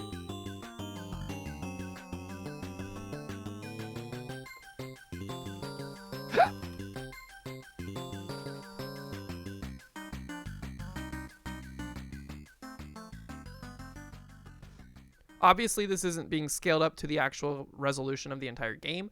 Let's try this. Let's bring the ship module into the game board. Whoops.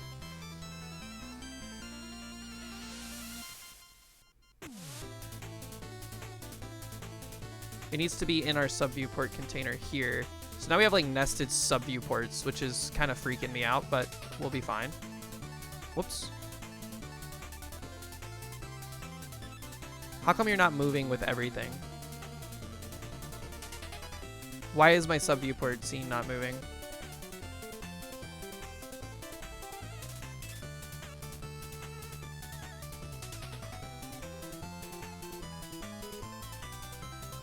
is the position you have. Oh, it's a canvas layer, so it's not going to take the position of its parent.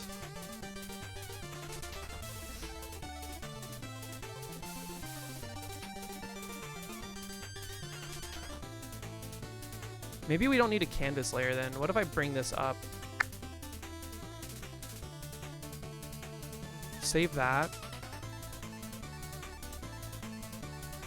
Whoops. Okay, that allows it to move. I think we don't need another viewport layer if that's the case. Snap to the grid, please.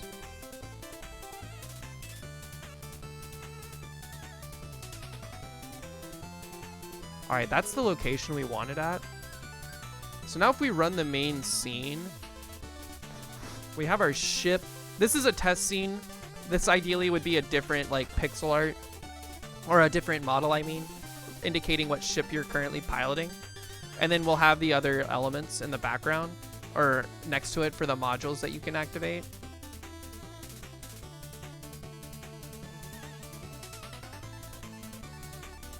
But this is, again, we're getting into like weird territory because if we have these elements that are meant to be the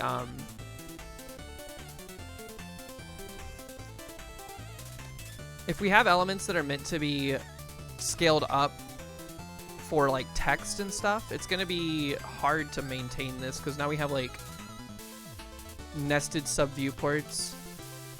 And then the UI as it exists presently in the entire game on the main would be existing outside of this at the native resolution.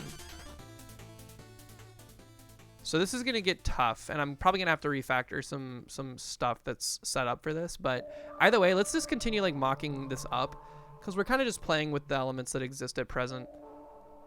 One of the problems is that we're going to need like some sub-scenes, I think, for this. Because I need to have like modules be their own scene and they need to have properties associated with them. And then similarly, things like the health bar will need to be their own thing so I can control elements from those specifically. They'll be children of this, but they will have their own like signals to emit out, probably to the parent that can then broadcast things out even further. But let me just think. Close this. Let's see what things we have. We have our module background.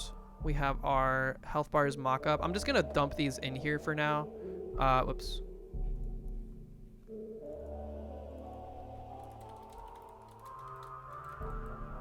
Health bar mockup. I like having mockups that we later replace. I believe I had them set up like this in the mockup. Yes. And then we want, ideally, the module slots would just exist no matter what. And then once a slot, like a module actually was placed in it, the sprite would be swapped out for the non-like slot version. So we need to make a module, like a ship module scene, which is unfortunate because that's what I called this. I guess we'll call it, we need to call this something else.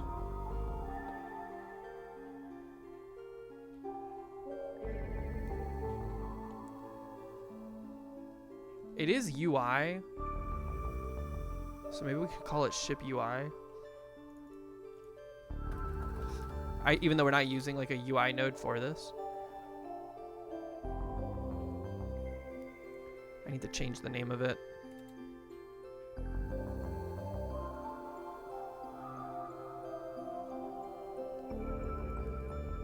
Get rid of it here.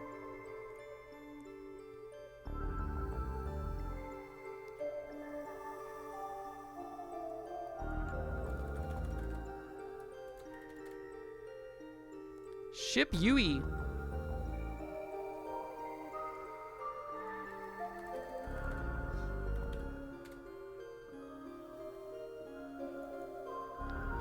Okay. And then back in game board, we can just dump this in here. Reposition it, of course. Put it back in the sub viewport. Skirt.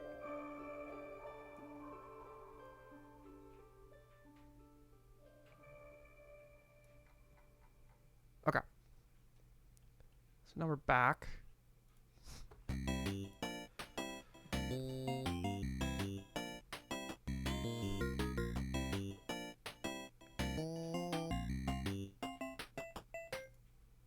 Let's make our ship module.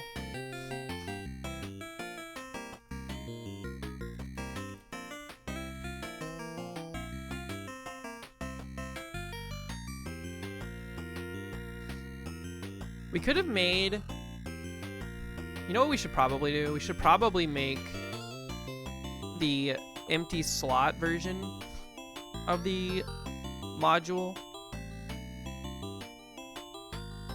and the regular module background both be like the same sprite, just different frames of the same sprite. Rather than having like two different sprite scenes in here that we toggle visibility on. It doesn't really matter all that much, but I like having one thing to worry about. So I guess, give me 1 second here.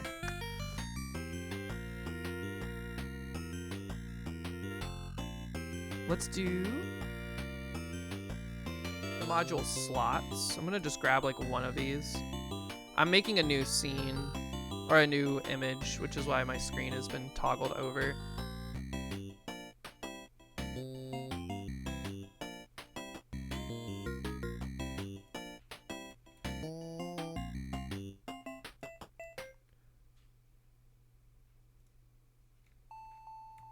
And now I need to, here, scoop.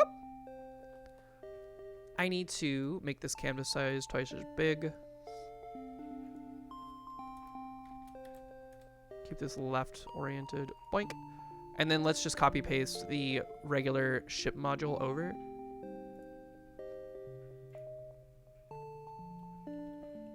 Like this.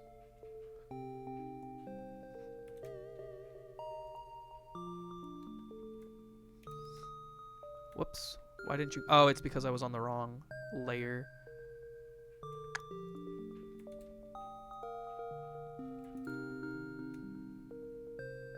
Okay, so now we have a sprite sheet for this. I guess I could have done this with frames, but sometimes I like seeing both of them next to each other. Let me export this out to our project.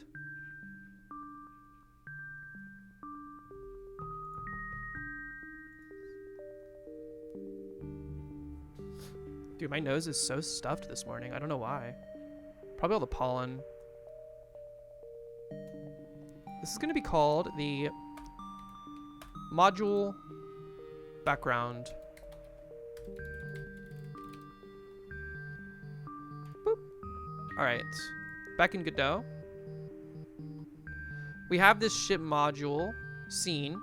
Let's go ahead and set a sprite for the background.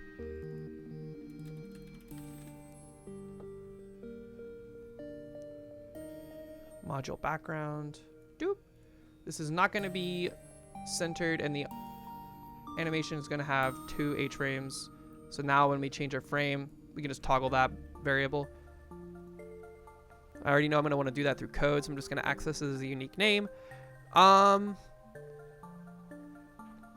thing that's going to be weird is that, like, I only want these lines that show up. I only want these lines in the mockup. Like these doohickeys that go from the module to the center console, or the centerpiece that's like encompassing your ship. I only want them to do that when they're present.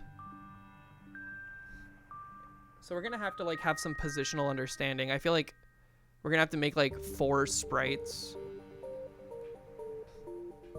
and then invert them position wise and just have them show up when it's necessary. I actually have some ideas for how I want to like play with some visuals for these, because I want this to look cool, and I have an idea for how it can be animated.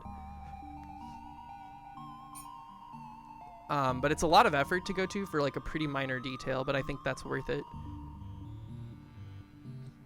We'll worry about that later though. For now, let's just like worry about positioning and creating the module behavior itself. And this is where things are going to get a little interesting, because this is going to get into like custom resource stuff that I haven't really explored a ton of for Godot. I want this to be... Hold on, this music is awesome. We're going to have to think of this in a bit more like abstracted coding way, where we need to like identify what properties this thing is going to have that make it like relevant and unique, so that we can start saving them as resources that we can just pull from as necessary.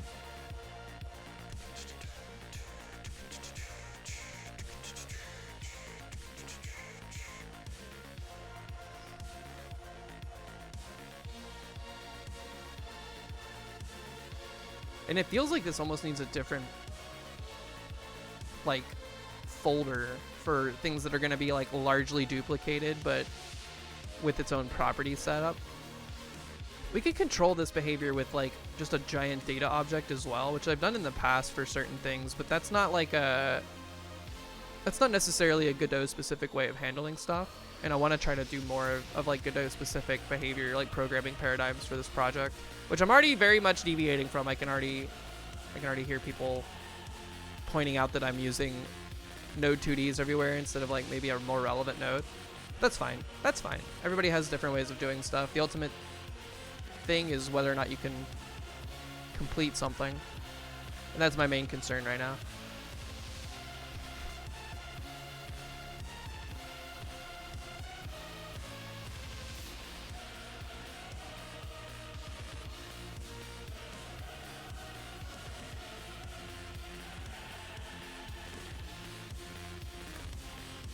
Resources. These are going to be things like enemy information. It's going to be item information, ship information, stuff like that.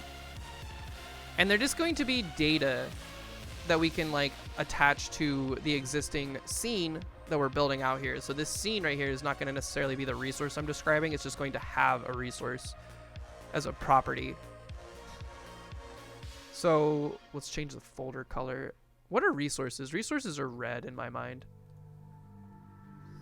We'll create a subfolder for this. We'll just call it ship modules, perhaps.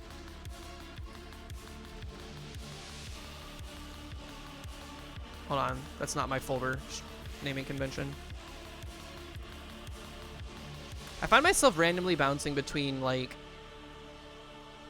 snake case and Pascal case and stuff like that in these situations, and I have to like check myself every now and then, because sometimes I'll do kebab case for stuff too. I find myself doing kebab case for assets a lot, which I don't know why I've leaned into that, but like it just is.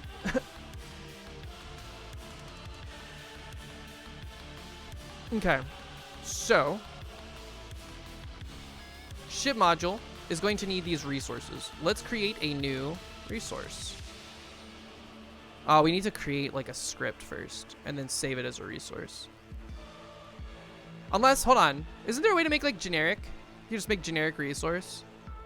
But I want it to be typed as like a class that we've put together.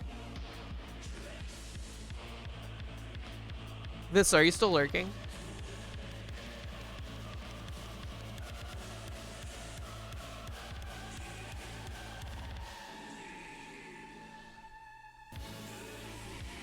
I'm going to take that as a no. Okay.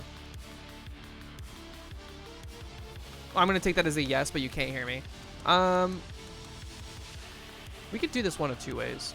Well, one of many ways, I think. Let me try this first. We don't need any specific behaviors here. What can you inherit from, actually?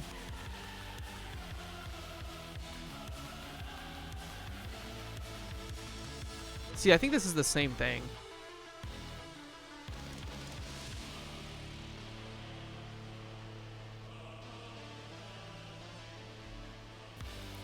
Because you can just make it inherit resource, or like be resource, and then you spin off a class from that. We're gonna call this ship module This is going to be the generic one, I guess, and we can spin off other unique ones. So this is going to be ship module. Actually, I think you generally want to do it Pascal case for things that are like classes, right? Or am I wrong in that?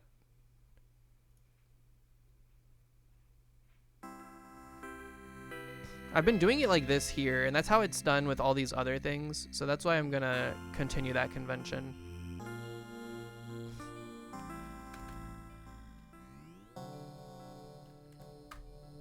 So this is gonna have a handful of properties. The first one we're gonna need is this is going to be a cost. It's basically just the value. Int is lowercase because it is primitive, right? Anything that's a little bit more non-primitive, that basically comprised of other primitives, gets a capital. Is that why this is like this? I always forget. I think you're right. Yo, Owen, what's up? How's it going? Hope you're doing well today. A ship module is going to have a cost, and that's going to be what it requires to be activated.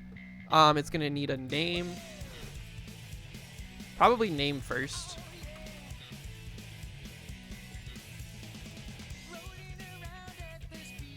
Is string? See, string is capitalized though, and I don't get that. I don't really understand why that is. Are strings not primitives? I guess characters are the primitive.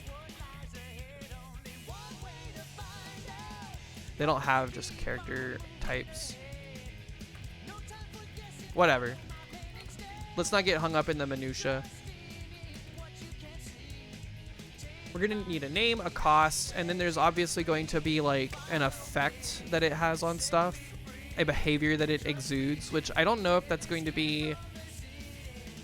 I'm trying to think of like how we would expand on the behavior that we can do. Type maybe. And I'm trying to think of like the types that we would need. We would need like weapons, defense, and then like utilities. Knowing what kind it is relevant, so let's do like a type. And this is going to be, first off, I think all of these need to be exports as well, just so we can like use it in engine. Export.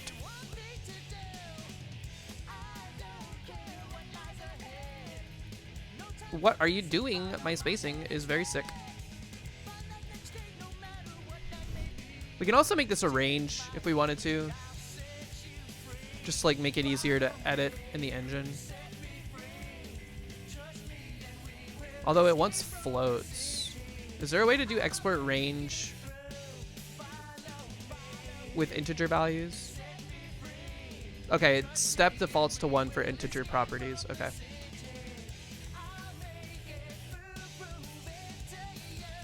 And we'll do like 0 to, I don't know, 25 with a step of 1.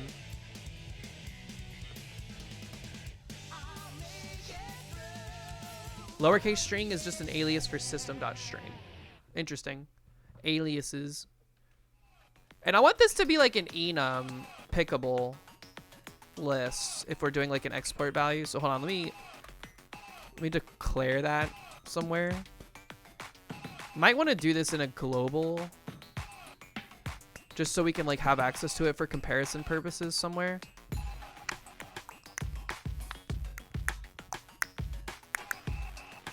We'll go ahead and do that.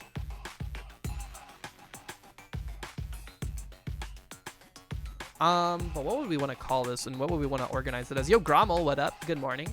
You just made honey chipotle quesadillas and you can't feel your mouth, but it was fucking delicious. That does sound really good. Man, I'm so hungry. I think we would want to just have this be like,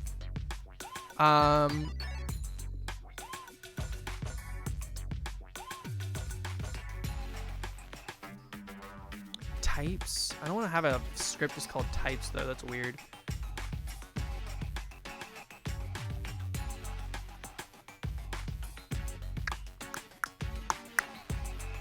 We could call it enums. but I'm not a huge fan of it. Either way. Let's see. I want to do like module types. And this is just gonna be attack, defense, utility, and then we can add to this as we go. Don't save this yet. We need to make this a globally accessible value.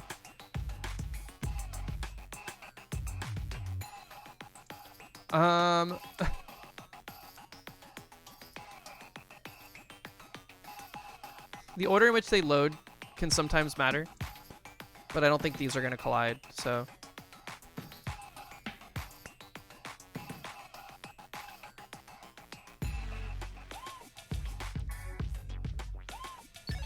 This is the ship module, so let's go ahead and save this.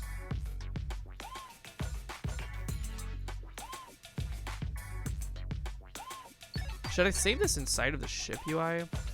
I don't think so. I'm going to put this outside.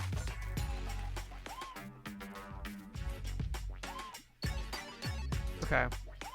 And then in the ship module code, we can have export var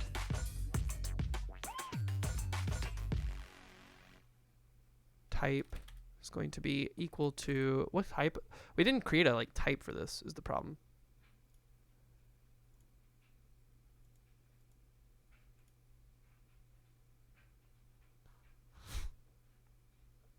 Hold on, I forget how to do this. You need enumerators as a pickable list.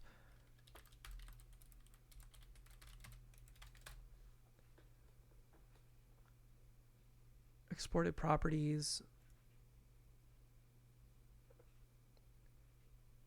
You treat the enum as a character or as like a class essentially. But I don't think because we made it a global it has access. Why is our music gone?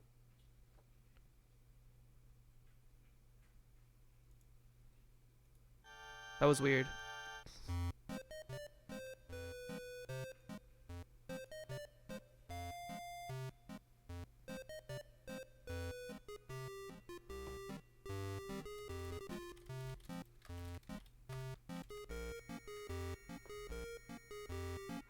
Exort. Whoops. Let's try enums dot module types. And then we'll set it. No default. So now if we like look at this, we need to put this in editor somewhere. We can do that by adding a script to the ship module. Let's go ahead and do that. Ship module script.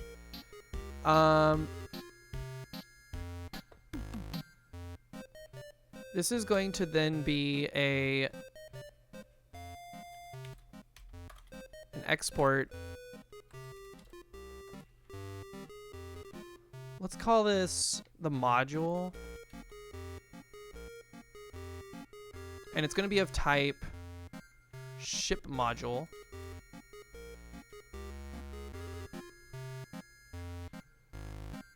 Cannot parse global class ship module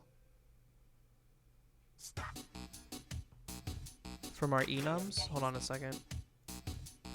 Module types.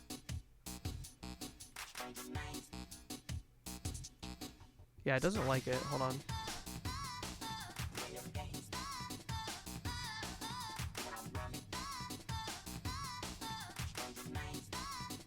Cannot parse global class ship module from the resources shipmodules.shipmodule.gd.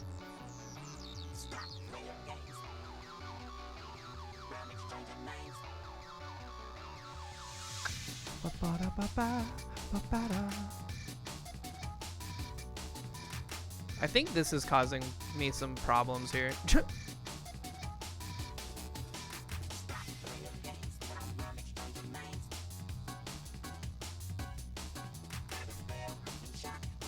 It doesn't care about anything happening in here though, which is nice. We just need to figure out how and why this isn't wanting to work.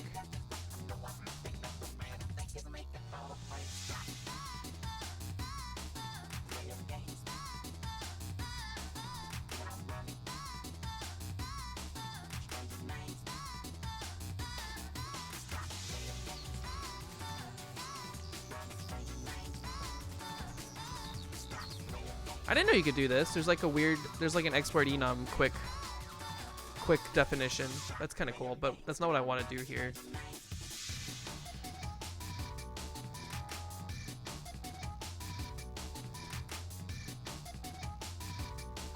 Let me just try something.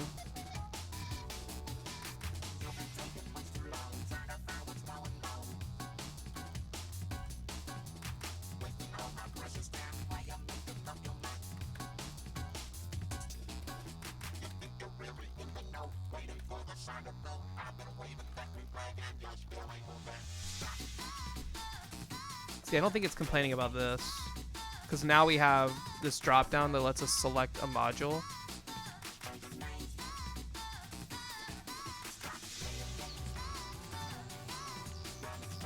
But what? I'm confused.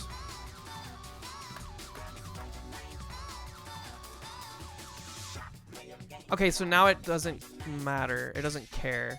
That was weird. I think there was maybe some like loading issues or save state issues. So now that we have that, we can dump this in here. At least one would think you should. New ship module. Okay, now we see our types. Oh, and then we can save these resources after like fleshing them out. So if we made one called like, I don't know, laser, we wanted it to cost 10 and it's an attack type, we could go in here and start saying save as laser attack.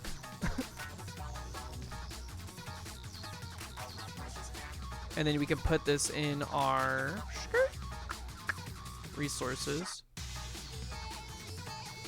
And now we have like a generic definition down here, but then a laser attack. And now we can do this like, we don't have to do it the way I just did it in the editor too. We could say add a new resource or create new resource of type ship module, because we have it typed now. We can call it basic shield or something like that. And then in here, we would just call this basic shield or just shield. Make it cost 12 or something. And then have this be defense. And now if we go back to our ship module, right now it's got laser name associated with it. If we cut this, we could quick load a ship module, have it be laser attack, or have it be shield, change it up. Or we can create a new one. But I think I want to quick load the shield. So now we have a shield. That's what this module becomes. Yo, Sparkly Crayons, what's up? How you doing? Cool. Okay, so we're getting a little bit of a little bit of the understanding figured out here. That being said, we probably want to keep this generic to start. So we'll clear this, because this is the scene. It's not the the resource. So the scene itself will have a ship module that is ascribed to it. Hope you're doing great too. Thank you. Yeah, I'm doing good. I'm doing good. It's gonna be a fun weekend. We're gonna do some game dev here on the stream. We're working towards getting the actual enemy behaviors, or the ship behaviors, the player character behaviors, kind of scraped together here by building out these modules. That way we can have abilities that are activated by our summations here. So we're working on it. It's going good. It feels nice to be making progress. I do think we're gonna run into issues trying to use text with these modules because we want them at our native resolution for the game, but we also want to make them as a small asset scene. So we'll see how it goes. I need to blow my nose again. I'll be right back. I think I have an idea how we can get around that, but it's a little complicated.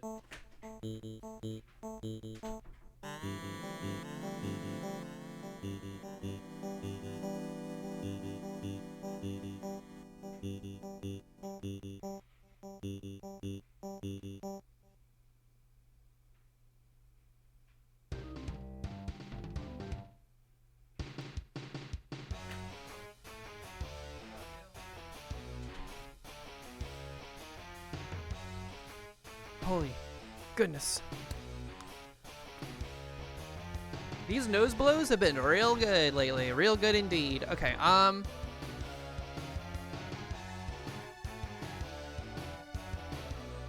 so moving on, what else does this need? So right now the background is either empty like this, or if it does have a module value ascribed to it, it needs to be this thing.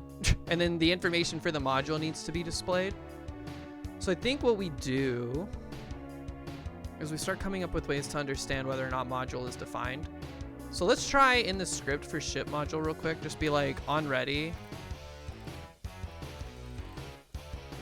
Let's if module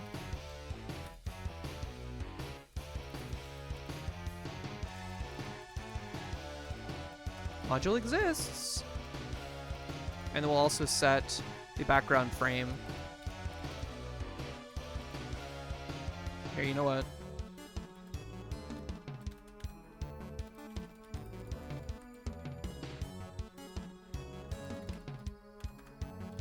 I like doing this in the on ready so we can have access to it after the fact.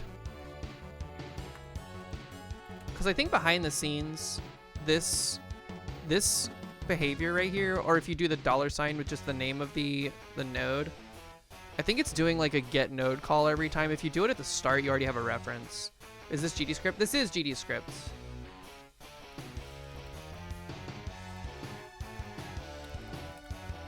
We'll just make the frame 1. Otherwise,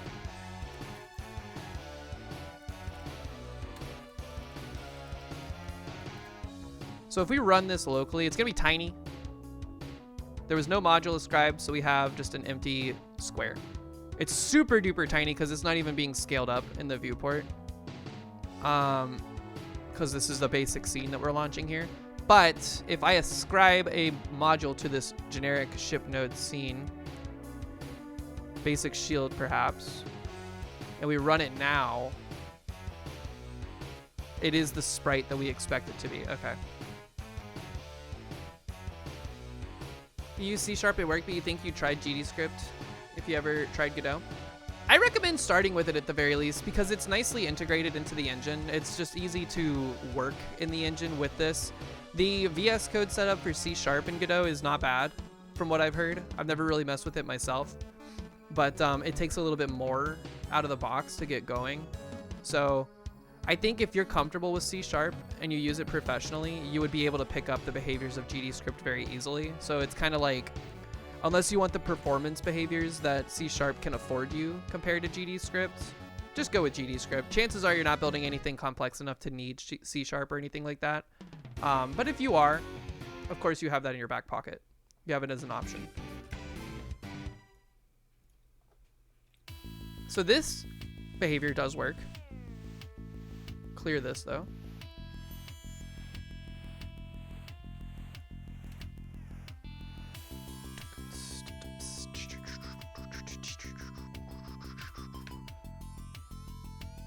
What else do we need when this happens? We need to display the cost that the module has. But let's real quick try putting this in the ship UI as it exists right now. We need 8 of them. Whoops. Ship UI. Ship module.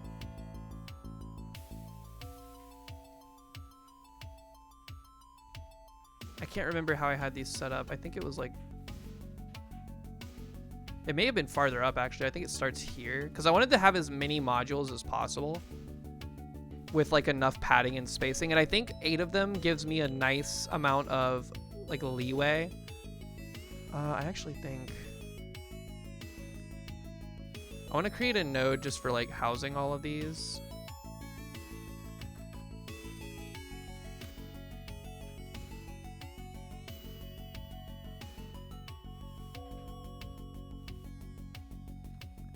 You wish you knew what was going on in y'all's coding streams, but you're learning bits and pieces of the terms and stuff from Olgo and Captain.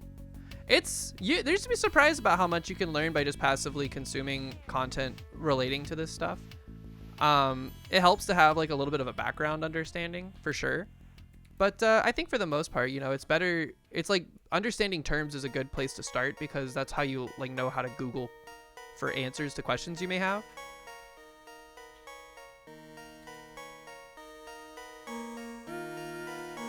So these are what the empty modules would look like. None of these have a module ascribed to them. So if we launched this game, which is now importing this scene. What? Why aren't these showing up? Is this like a layering issue?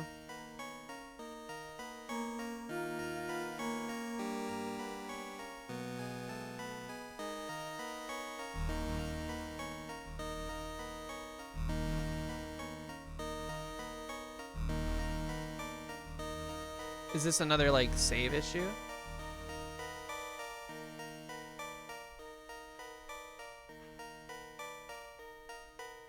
No, doesn't appear to be. Hold on. Ship UI now has these values. If I run this, does it show up? It does. Really tiny because it's not being scaled up, but it does. If we go back to main, the game board should have the ship UI, but it's not showing this part of it. Is this a canvas layering problem? I don't think it is. I think I need to restart Godot.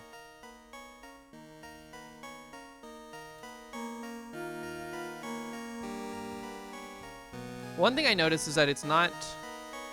Here, hold on.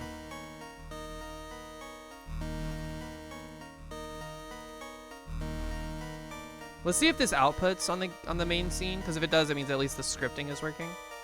Okay, it is. Oh! Oh! They're not... I didn't even notice them over here. My bad. Why aren't you moving with your ship UI? Oh, it's because they're in a... Oops. They're in a node. This, like, removes them from having the inherited positioning.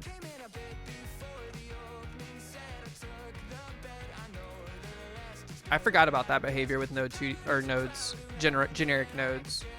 That's why they're mostly used as like containers for logic if you're doing like a state machine or something. So this should now be appropriate. Nice.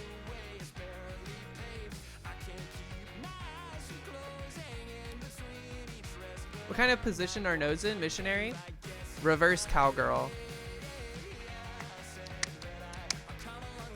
The most dangerous position.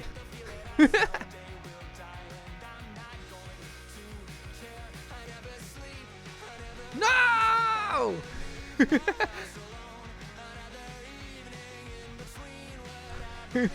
Okay, let's give some of these a module just so we can like see the change in them. Laser attack. Basic shield. Okay. And now we have 2 modules. Now, of course, we need to make sure that the frame, basically if it's module 5 and up, they need to be flipped. Like the sprite needs to be flipped because I want them to face, like see how these are basically just flipped, inverted of each other. I don't want to make a whole separate sprite for this, so let's just flip this one.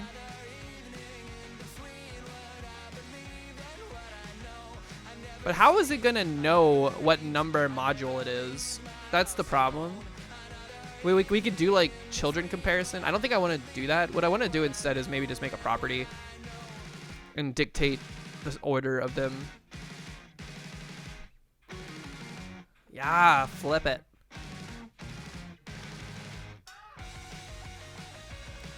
Let's do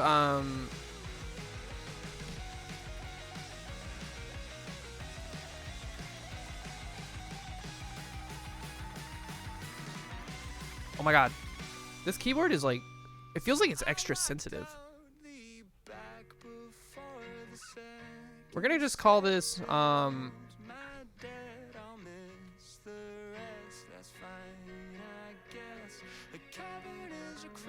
index? Is that a reserved word?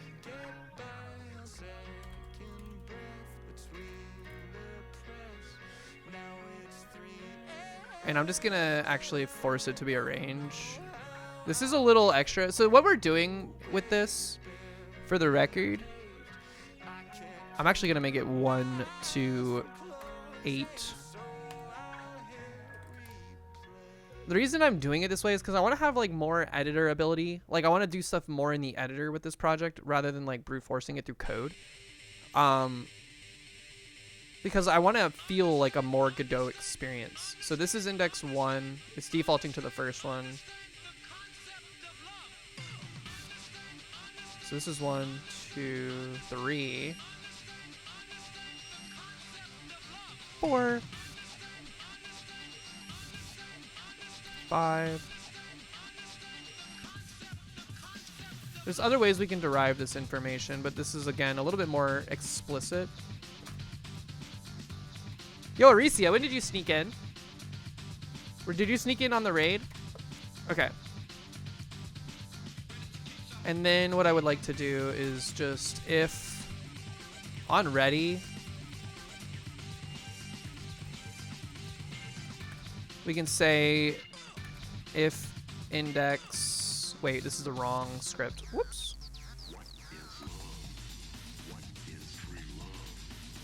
This is going to be the ship UI, which I don't know if it has one actually. We don't have one yet. No, it needs to be in the ship module, but this is the resource. Get out of here.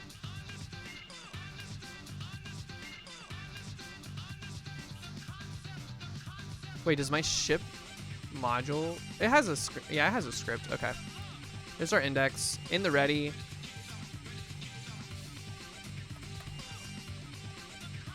We know this is working.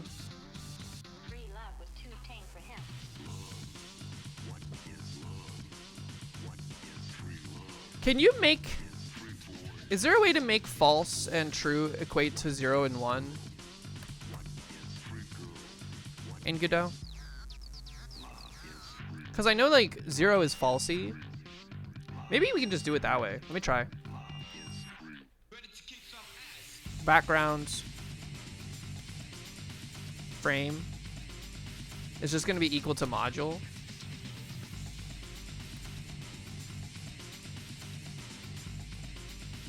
Well, no, because this is going to try to make it equal to the ship module. I need it to be... Like, is there a way to do, like, a small conditional?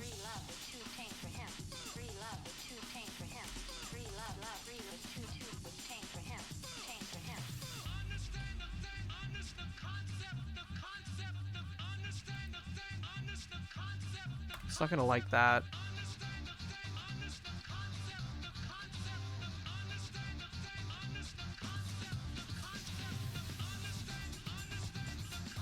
Conditional on module. Yeah, I want to like basically on whether or not this exists. Undefined should be falsy. So this would make this 0, which is also falsy, but it doesn't work that way, I think. We could do like a ternary operator or something equivalent to it. But I forget how to do those in Godot. Like an inline statement. Value if true, if condition, else value if false.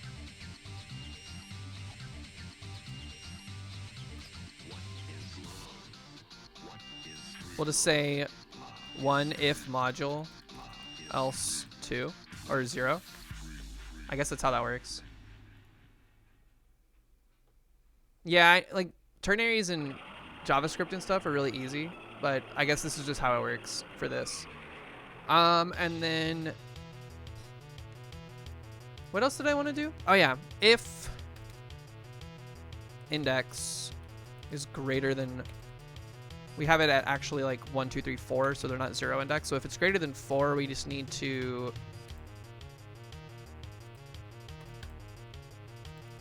background dot flip, and this is fine. Even if it isn't a module, we can go ahead and flip it. Flip H. How do you do this in code? I forget. Hold on.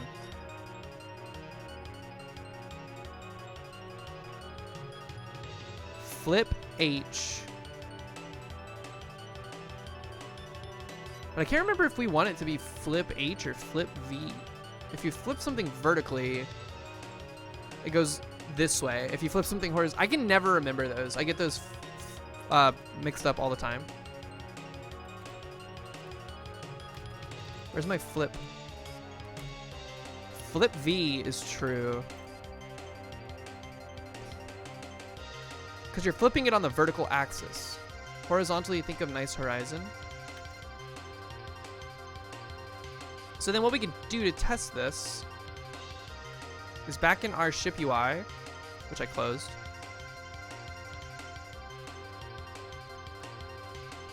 We can set, let's just set all of these to have a module.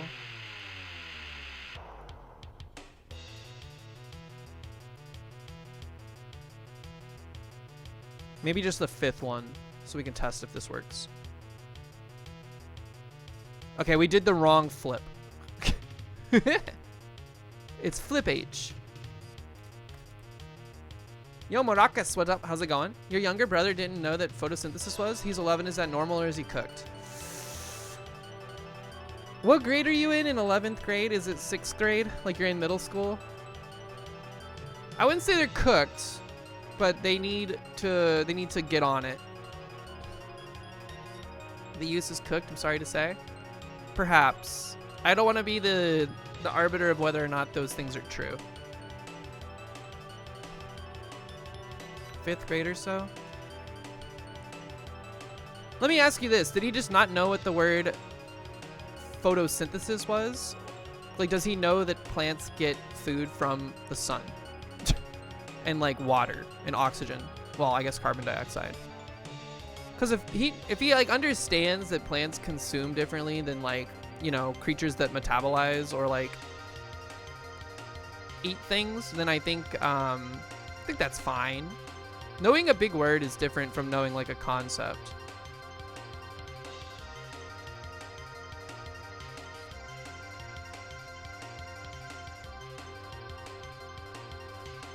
Okay, it's coming together. We're still gonna run into the big problem with when it comes to like text on these, I think. And also, the cost that we have is kind of just like numbers. These are just like the number sprites we have because I wanted to keep them stylized. What am I using the numbers for outside of this right now? Oh yeah, the actual grid. He asked how plants eat and you explained photosynthesis and he was like, oh wow, really? Well, you know what? I think displaying the curiosity of wanting to know is a good sign. I don't think they're cooked if that's the case. I think wanting to know is important. I think that's actually better than than being ignorant. Is the desire to be less ignorant. Okay. So this is all functional. Let's try to get numbers figured out. It's gonna be a little weird with it, I think.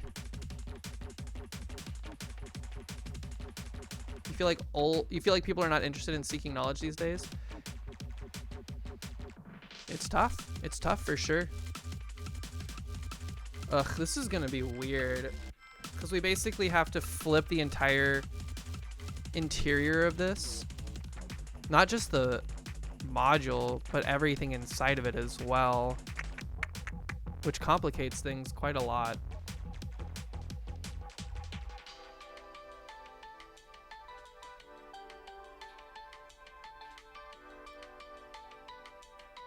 He's curious, but what are they teaching them at that school?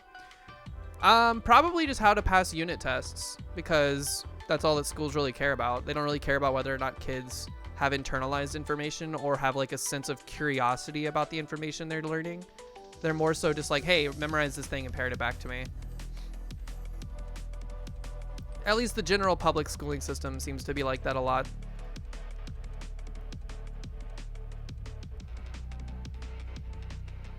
This is gonna get annoying.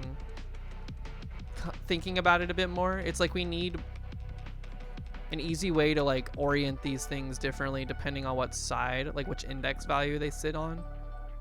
And it changes, it's gonna change like everything. It's gonna change where the numbers show up. It's gonna change where the text container is allowed to be. It's gonna change like where the icon that indicates things is. It almost feels like it is enough of a change that it warrants having 2 separate modules, but it feels ugly to do such a thing.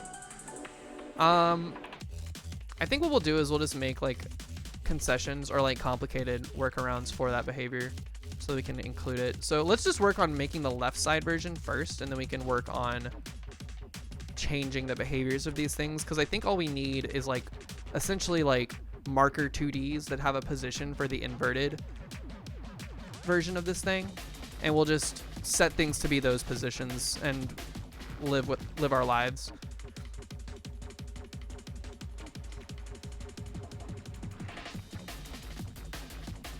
We'll just call this number 1. We'll call it digit 1. Because I don't think anything in this game is going to need more than 2 digits to display.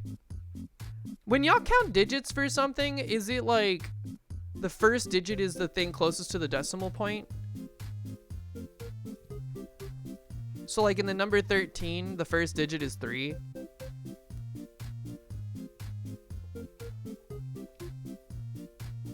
Which finger would digit 1 be on your hand? Thumb? Or this, because it's your thumb is not a finger, so this is your index finger.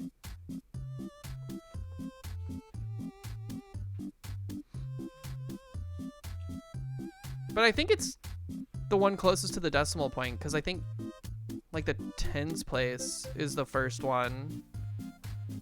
Whatever, man.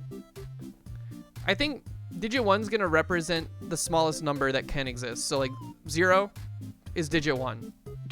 Digit 2 being 0 is irrelevant unless, actually it's just irrelevant. Digit 2 should always be 1 or greater. You think the first digit is the leftmost? Really?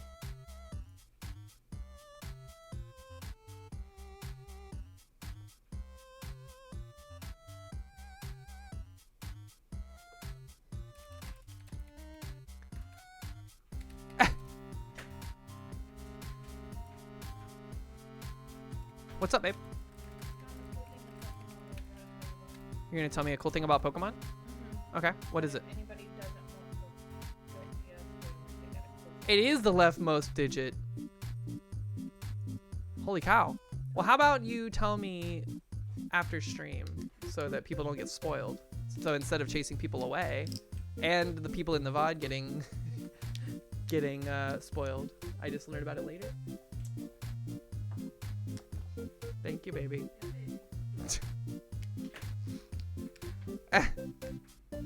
Mox is playing Pokopia and they're enjoying it. Okay, so digit 1 is the leftmost. I don't like that. I feel like I have an inverted understanding of how this works, but either way.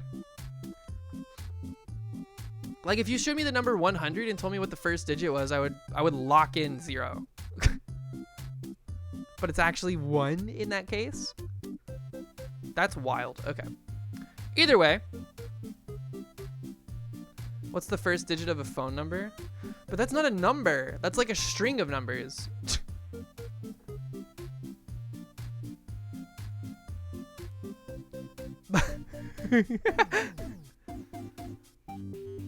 Does anyone else understand why I'm confused?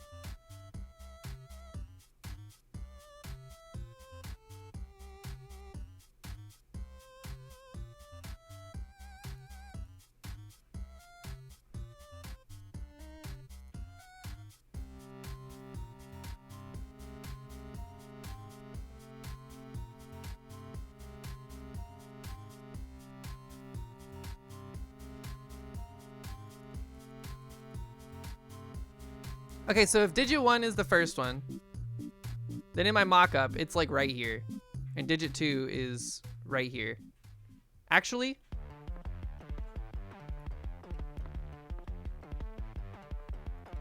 no, they're even farther over. They're like not snapping to 8, they're snapping to subpixels. Which I can't remember how to do. Is it control? Do I have to turn off snapping for this?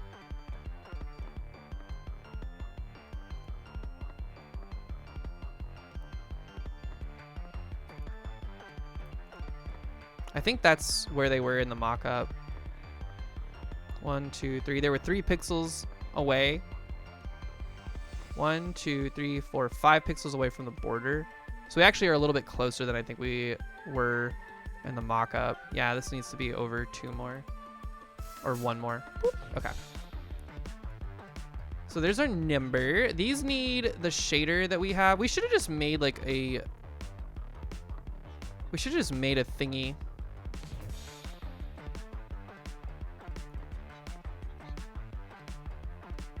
Like a number scene, essentially. Shader material. Boop. There's time for like organizing things better that way. And for the color of these,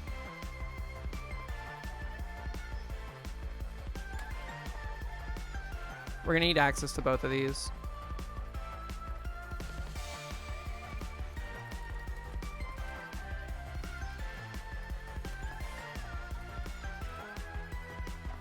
I'm just gonna call this D1.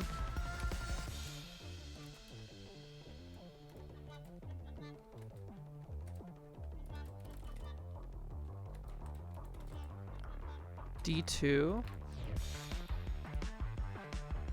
And I'm also just gonna make sure that these are, when you do colon equals in GDScript, it like infers the type based on the stuff that's going on in the engine. You can explicitly set it, of course, like we do like up here and up here. But I think this is fine if it's referencing a node. We don't have to call it a sprite 2D. And that's just helpful because it allows the autocomplete to be like, oh, this is a sprite, so there's a frame property on it that we can manipulate and change. But what's important about this is just for the sake of,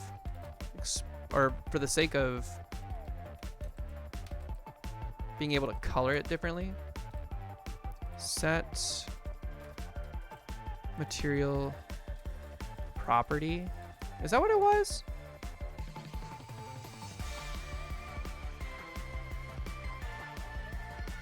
Set shader parameter. I always forget that. Set shader parameter. We're gonna call it color, and then I have a global of colors. Demichrome is one of them, I think. And I want it to just be black. Let me double check the colors. Demichrome black, yeah. It's a slightly different color. We can change it to gray just to ensure that it's working.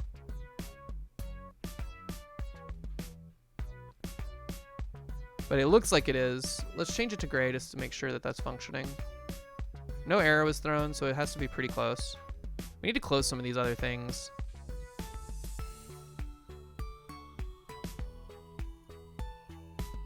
Why is this open twice?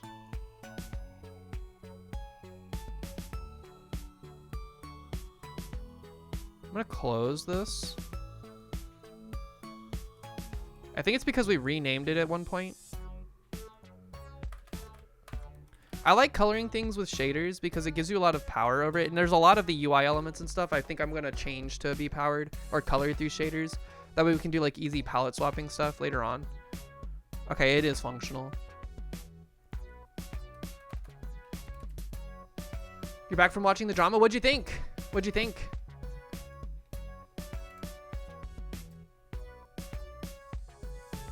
Was it better or worse than that one movie he was in with Jennifer Lawrence recently?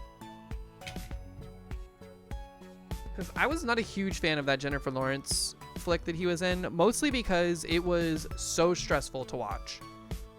There was a lot of stress going on in that. It was a very thought-provoking. It was a bleak, dark comedy. The discourse around this movie is going to be more than the movie itself. Interesting. I do like a bleak, dark comedy. Don't get me wrong. The problem with the one that I was just describing with Jennifer Lawrence is that it wasn't a comedy at all. There was nothing really funny about it. It was just a stressful movie.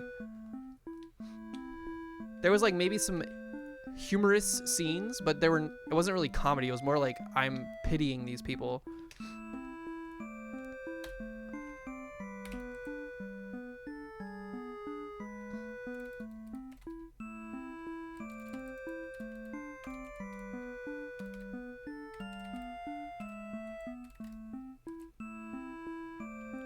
Wap, wap, wap, wap, wap.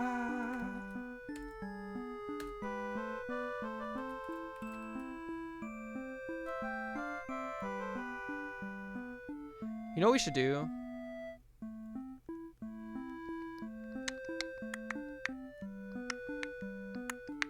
The music is vibes. This song is weird. It's sad. I think it's from a point and click clown game that I never played. No, this is from a different one. It's from Bad End Theater, which I think is like an Undertale inspired game. It feels very Undertale oriented.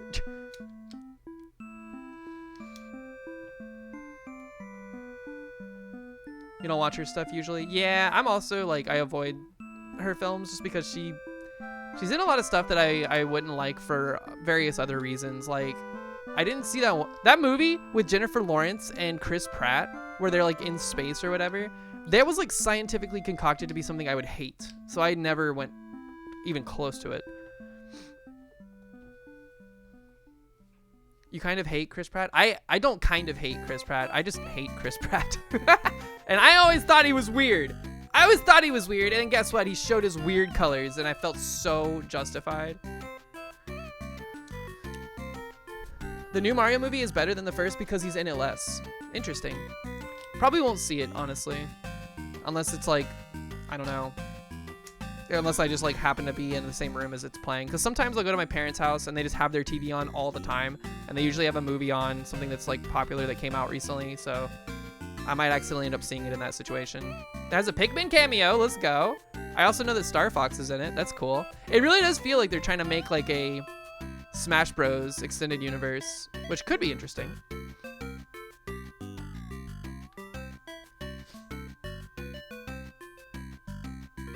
So we have a handful of things that we need to do if module is existing. So I think I'm going to take this ternary out and we'll just say if module.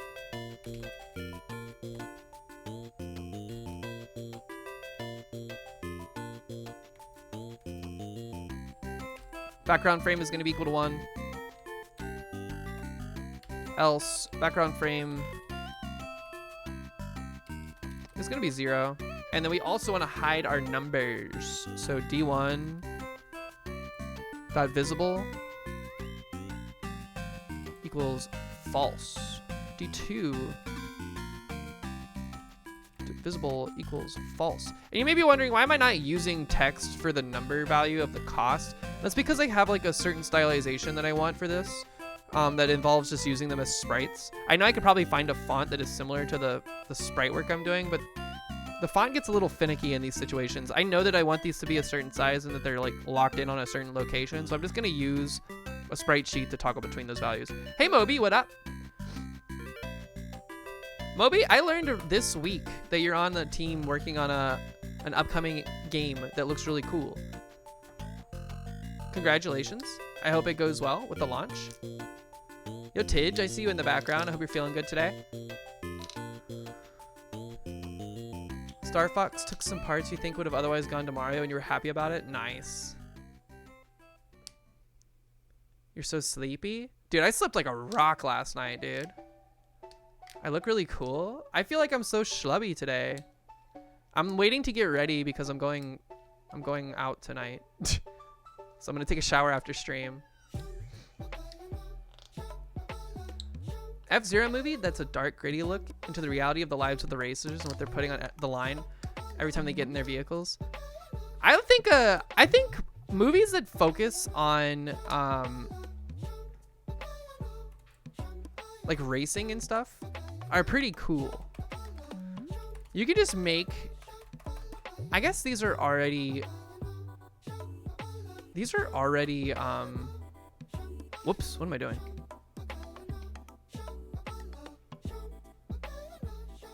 These are already visible, so we don't need to toggle them on. It's just when they're not, when there's no module, we need to do this. If there is a module, we need to say, if the cost, and this is another reason why it's nice to have these be like their own classes. It knows what properties are associated with them. If the cost is greater than, is it less than 10? We want to hide digit 1 in this case.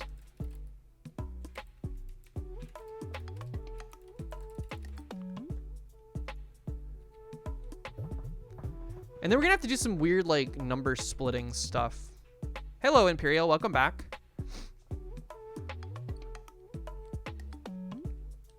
F-Zero. Who's y'all's favorite F-Zero racer that's not Captain Falcon? How many people can even name any other of them? You cannot name one? There are others? Yeah, there's like 40 others, and they all have lore. All fake fans. Fat Shark. I don't know if that's a real one, but it sounds like it could be a real one because they're all named shit like that. Captain Falcon, Fat Shark, Lard McGumbo, stuff like that. You heard there's F-Zero 99? There is. It was really popular like 2 years ago. I played it on stream for a while. I loved that game. That's the best 99 game that's existed so far.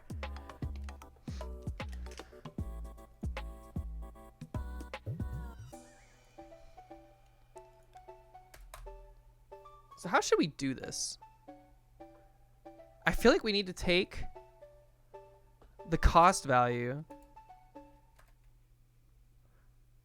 Let's say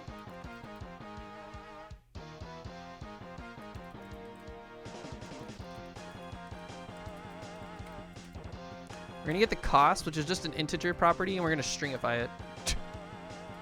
Or we could, instead of doing this, just subtract by 10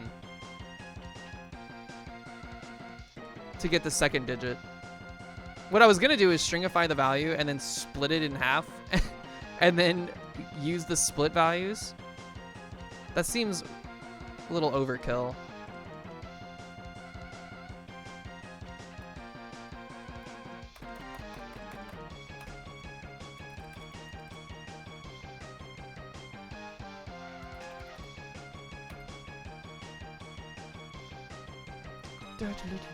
Here's what we'll do. D2 is gonna be equal to frame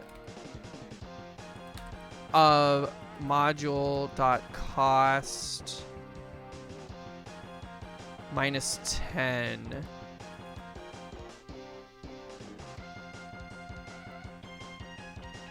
No. Well, if we do that, let's say it's 12. If we minus 10, this first second digit will be 2. Sure. If the value is less than 10, though, we're going to get a negative value. So we need to get, like, the absolute value of this, right?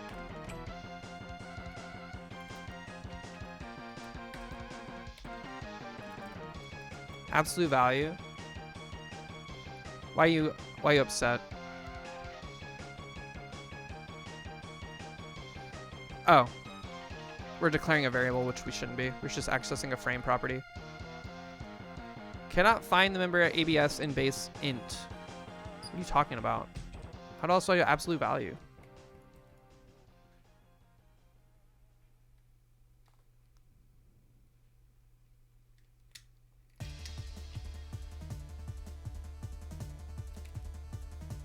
Global scope ABS. Is it a wrapper function? Oh, it is. I thought it was like a property, like a method attached to integers. I guess this doesn't make sense because it's kind of the point of not having primitives. How do they even think up Captain Falcon's moveset in Smash? They had nothing to go off from the F-Zero games. Falcon kick! I mean, that's why all of his stuff is just Falcon blank. They're like, oh, this is a fighting game. What do fighting game people do? Oh, they punch and they kick. But like, what should we call his abilities? Let's just call them Falcon versions of those things because his name is Captain Falcon. Also, I think there may be lore in F-Zero GX, the GameCube game, that kind of informs some stuff. But the problem is that F-Zero GX came out after Captain Falcon was already installed in a game. So you know what, actually, I think a lot of the lore for Captain Falcon is probably informed by his abilities in Smash Bros. Rather than the other way around.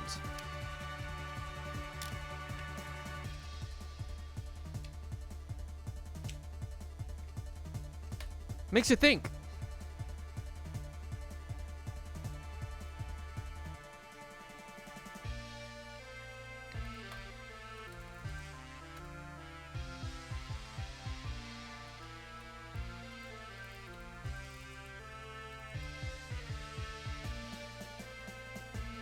So now then, how do we get D1 frame? If the number is 20,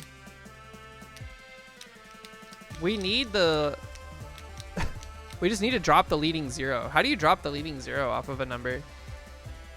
Do you just divide by 10 and then take the, like, round it up?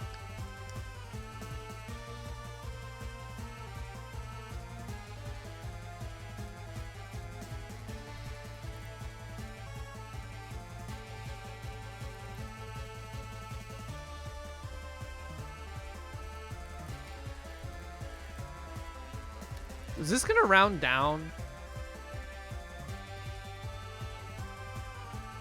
Okay, it does it halfway cases.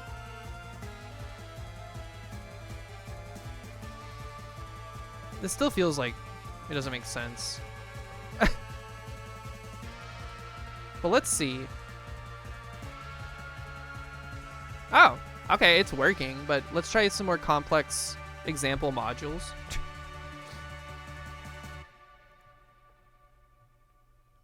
Back in the ship UI, we need to actually just create a new ship module. Let's do like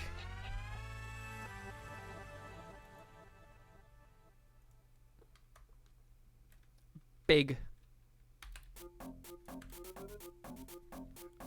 gun. Big gun. Big gun. Big bug, big gun. Gub, gun. Cost? Let's make this cost like 32. Nice. And then let's go back to the ship here. Let's make module 6 big gun.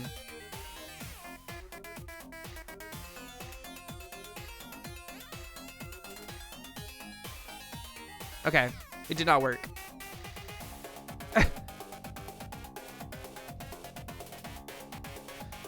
Oh, that's because, well, it rounded down, I think, with this logic.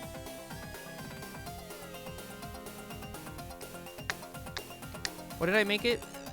What does big gun have to it? It's 20. Oh, no, it's 25.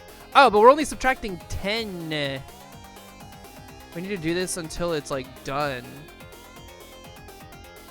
Shouldn't we just get the remainder? Divide this by 10, get the remainder? No, because if you divide by 10, the remainder for something would be a lot, depending.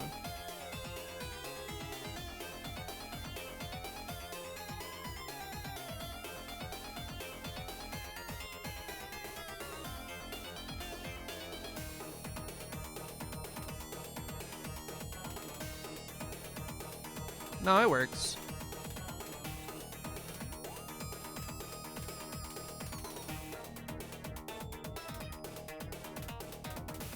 It works. 2 remainder 5. Yeah. That makes sense. For some reason, I was like, no, you have to like loop it. Let me get a weird one. This is gonna be called refresh board. And this is going to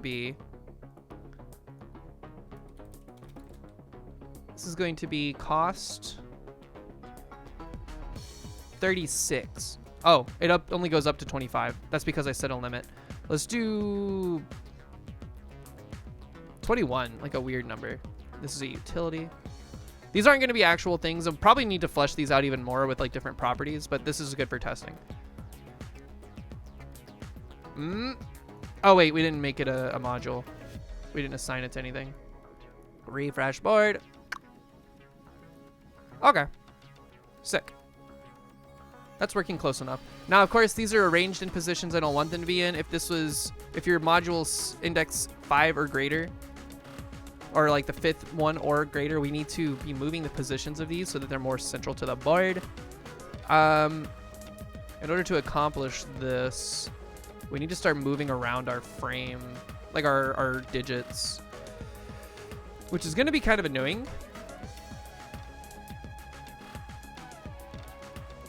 You went for a walk? Yo, let's go. Hope it was a good walk.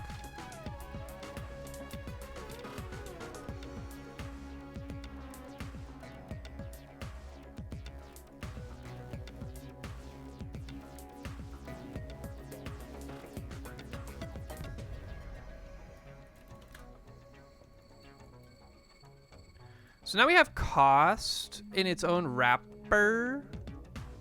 And it's currently oriented improperly. So what we're gonna do is we're actually gonna reset our numbers positional values because we've now reparented them. So put these back to the top left so that we can orient them appropriately in reference to their new parent. Because what I want to do is just move this one thing depending. So digit 1. First off, let's separate them out. So digit 1 and 2 need to be like this, I think. Yes. And then we want to move this back to where it was, which was like here-ish. If we look at it on the grid. Yeah. And then we need another, like this is gonna be their default position. When they're inverted, of course, I think what I'm gonna do, and this feels overkill, I'm gonna think on this, make a better solution, but how was your walk? This also needs to not be apparent. This is gonna be cost inversion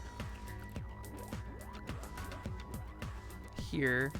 And we're basically just going to put this where we would want it if this whole thing was flipped. So if we flipped this, whoops.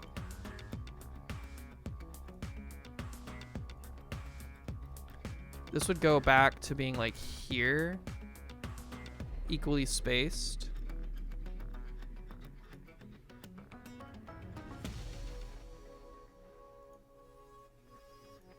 Here, let me make sure this is not staying flipped. And then we need to say down here,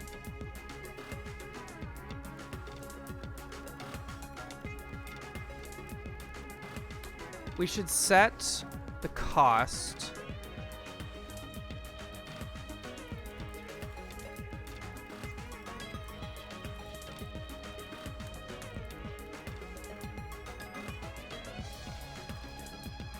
Zost cost.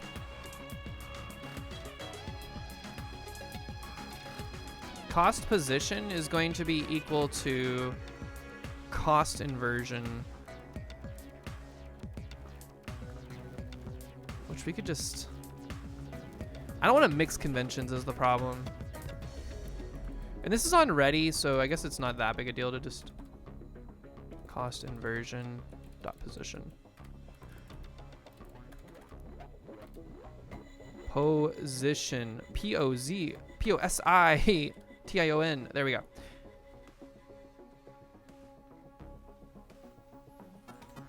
Okay. It broke. Invalid access to property or key position on base object type of null instance. Cost inversion. And then cost is equal to cost.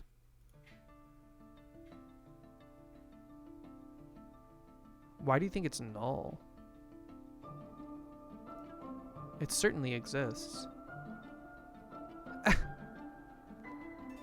What is that emote? It's so scary. He's suffering. Invalid access to property or key position. Did I spell position wrong? No, I am known to do that.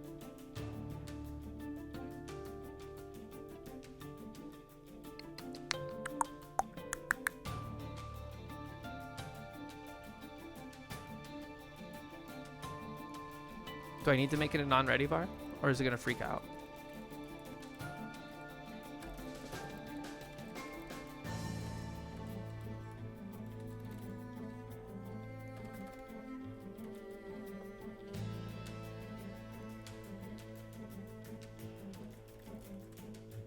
Oh my god, I keep wanting to do const.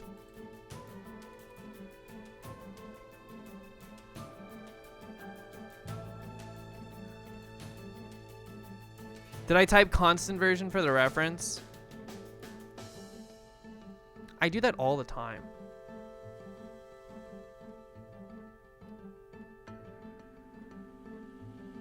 It's functional now. We'll just leave it like this because I have a habit of making these things unique, or not making them unique, but accessing them by unique name, and then just bringing them in as onReady variables depending. It's probably not the best practice because these get stored in memory and then are held onto the whole time, but whatever. All right, so our cost positions are being inverted depending.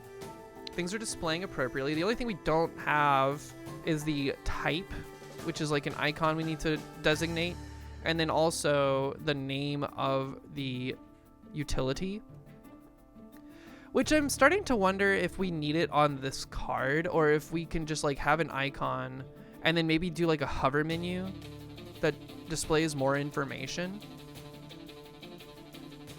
Because I don't know if players necessarily care that this is their laser. So if they add up to 10, they will fire the laser. They add up to 12, they'll have a shield value get put into their shield bar. And so on and so forth. I think as long as they know that, oh, this is going to do damage, this is going to defend, and this is a utility of some variety. I guess the utilities is where it's going to get weird, because if we have stuff that like modifies things on this board, like shuffling all these number positions around, or changing them, or refreshing them, or whatever, people would probably like to at least know the name of the item that's doing that. We're definitely going to need a description on our module, so let's go back into our ship module resource.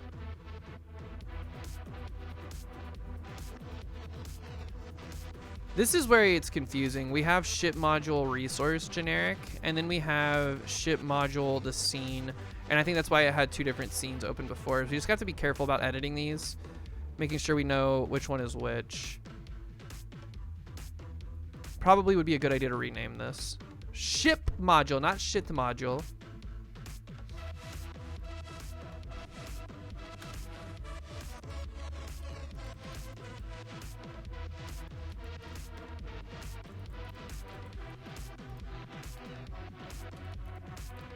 Like, we'll want a description for like a hover menu over like what the thing does.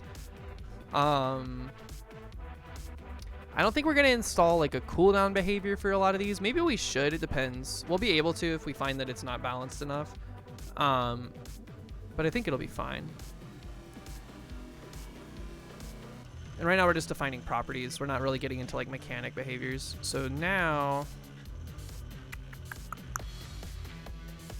yeah, we still need to worry about displaying the text. So Vissa, we're getting into some complicated stuff. I don't know if you've been around, but what I want to do, this is a low resolution asset that's being brought into my ship UI as low resolution, and then this whole thing has a sub viewport by itself. That's fine, but then it's all getting put into this, which now is scaling up everything appropriately. But then I want there to be text at the native resolution of the game, not the native resolution of the module, overlaid on top of these. And we're gonna have to figure out how to do that without doing some like weird fucked up like approximation of a position and then like signaling out what it should be read as here. We could definitely do it that way, but it feels horrible to consider. 7, 8, 9, 10, boom! We activated both of these modules.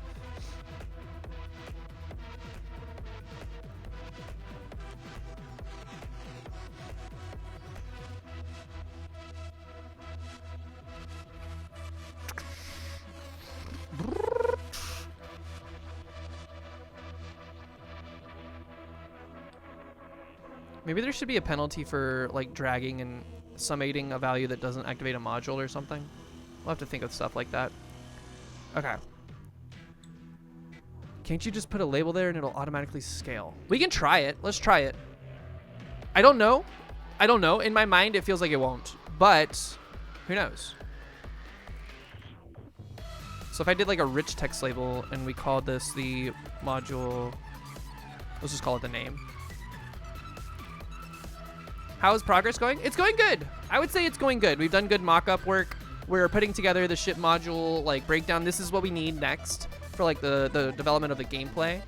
So we'd have to like, these modules need to be triggered by summations that happen on this board. So what we'll do is we'll start signaling these out to this component so that it can like start being like, oh, you summated 10, cool. You've activated this module, you've activated this module. Oh, you added 12. All 3 of these modules get activated, so on and so forth. Oh, you did 21, cool. You've activated this one module. So we needed this part of this process to be functional, or at least exist, so that we can continue with like gameplay mechanic, of course. So if this is the name, which right now it doesn't have a value, let's change the extents at which it exists at.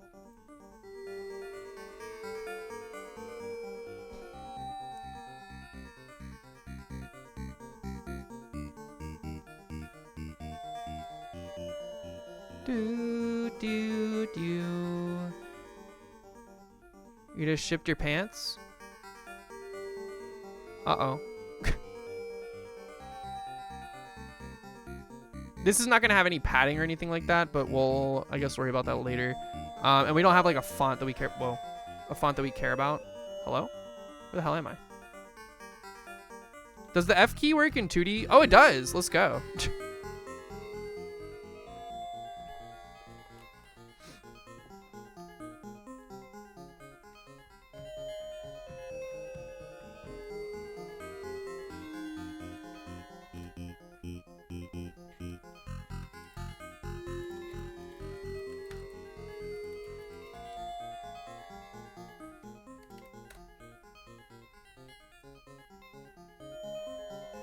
Yeah, see, it's doing weird stuff. This is what I thought would happen. Because this whole thing's being scaled up. So it's scaling up the... It's scaling up the font in addition. To the point where it's like scrolling just to fit everything.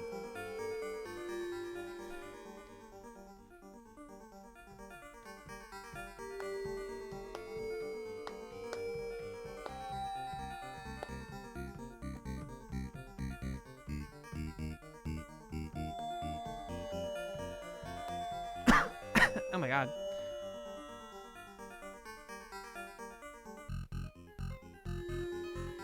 There's ways around this, but I don't like what it entails.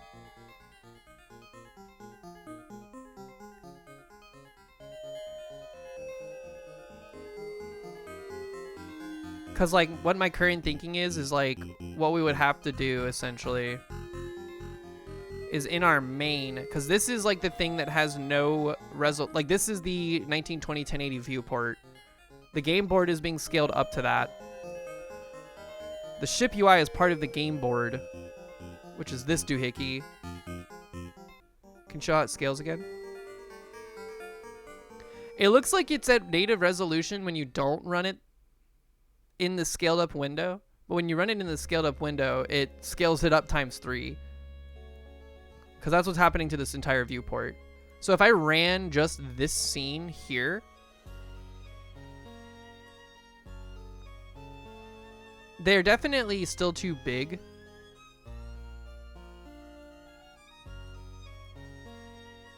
And this looks really big or really tiny, but you gotta remember this is just a subset of the entire viewport that needs to be scaled up ×3.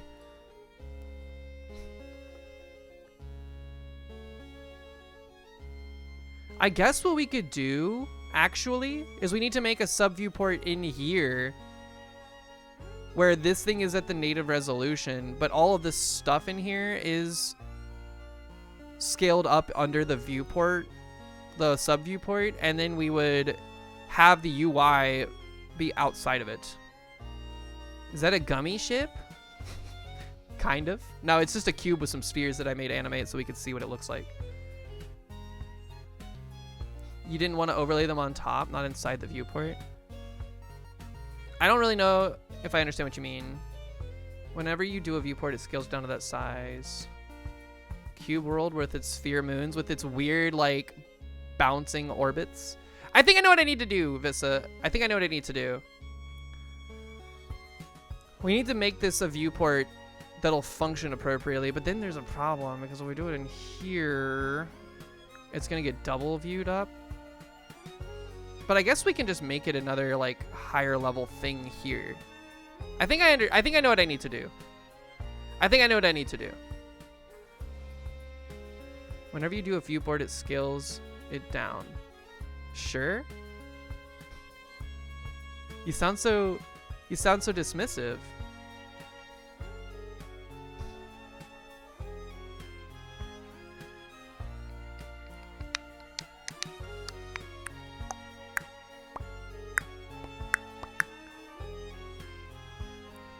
Here, let's just experiment, because this is not going to work with the way it is now.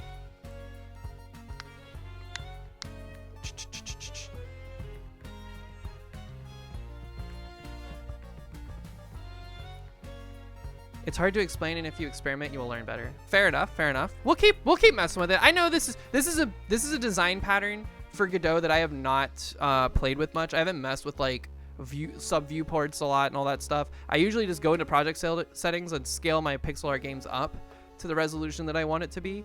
But the problem with that is that you run into like UI issues. It's like really hard for me to work with control nodes and UI in general, like text and stuff, when we're dealing with like really small resolutions that are just being scaled up versus having something that you can do at the native resolution and not actually scale it up, just keep it at that native resolution. So just hold on, we're gonna play with this.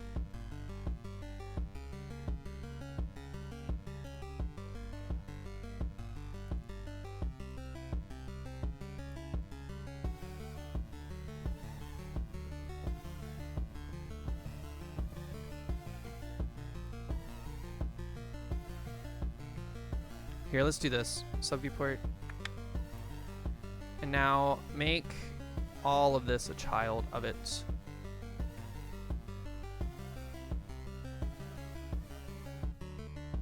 So now it's being scaled up appropriately.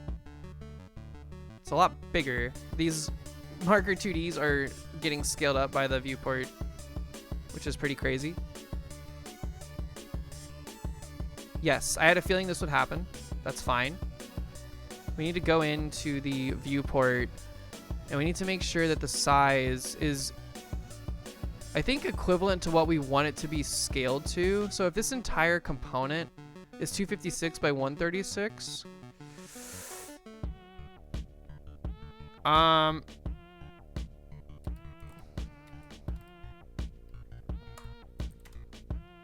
this will change it so that it's the right size now, but it's not in the right position, which is fine. Also, don't worry about these names yet. They haven't been moved. But at least this is now showing the right size. The other problem, I think, that we're gonna run into, hold on, let's get rid of this from the game board. Put it in the main.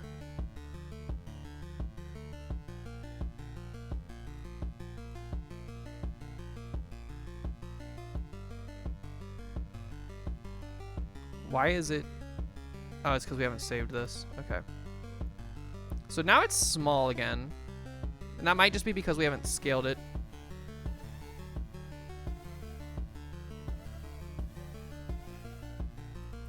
If we do that, it has not done anything. It's gone. Probably because of canvas layering.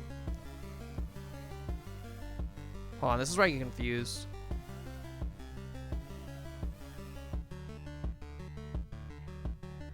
When you enable stretch, it starts to get a little wonky. And now you can't override these values.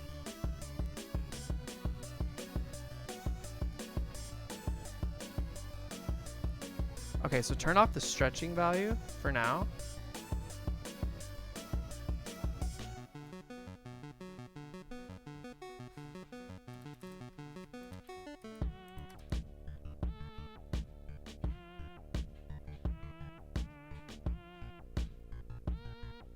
And then all of the text and stuff, which we're now, right now we have it as part of the ship module UI, would actually need to be labels outside of this so we can superimpose them here, which is annoying, but fine, I think. It does kind of break everything. It breaks everything up in a weird way that I don't like.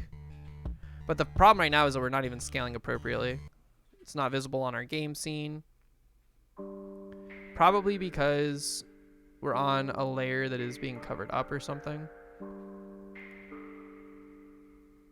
No?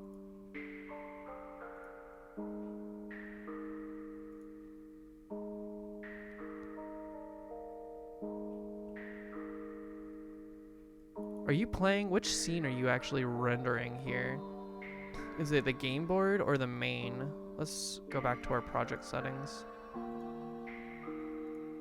It's the main. Okay. So main has both of these, but for some reason it's not visible.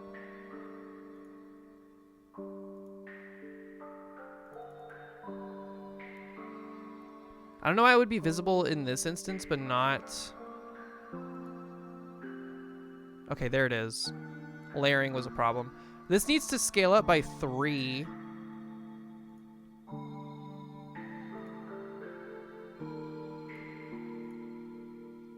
But I can't keep the stretch value. Like, we're looking at our entire viewport. This is how big it is. I think what we need to do is make the size...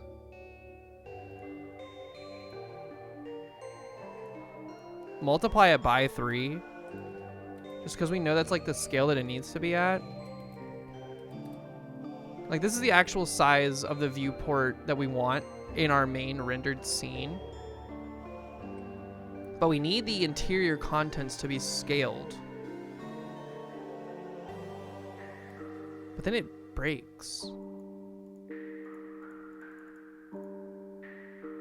I'm so confused.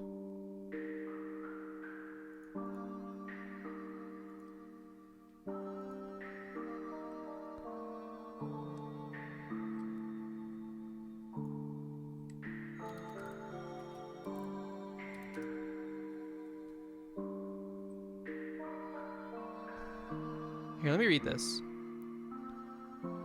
Must be set to a value greater than or equal to 2 pixels on both dimensions, otherwise nothing will be displayed.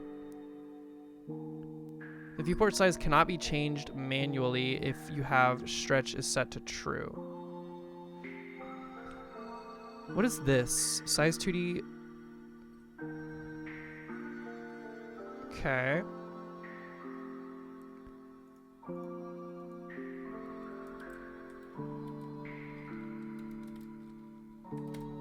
So there's our viewport. How to make contents appropriately scaled to fit the viewport.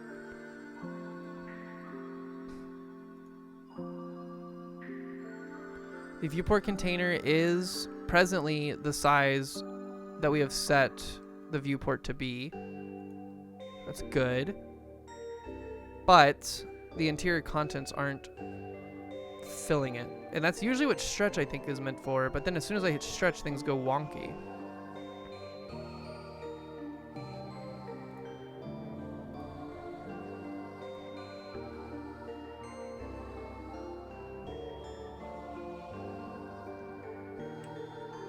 It divides it by that while preserving its scale. A 1280-720 sub viewport with stretch shrink to 2 will be rendered at 643/60. So that's actually making things smaller.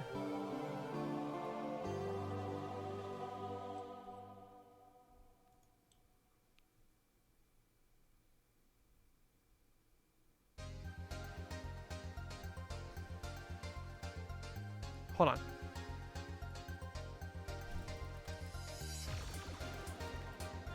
Oh man, it's almost time to go. Scale contents of sub viewport to fit entire viewport. Good job.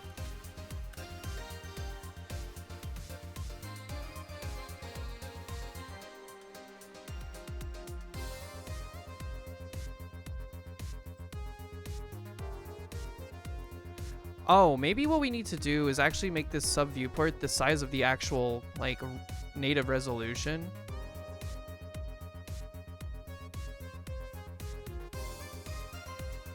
And then move it around.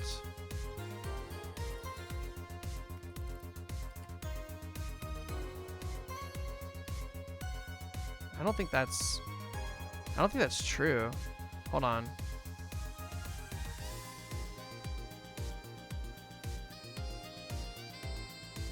So now you are the entire viewport size, right?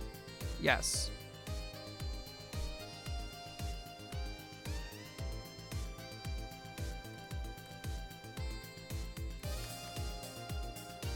Okay.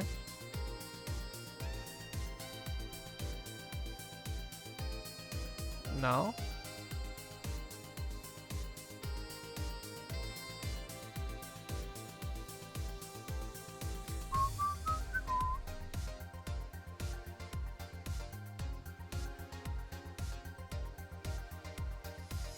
Yeah, that's teeny tiny.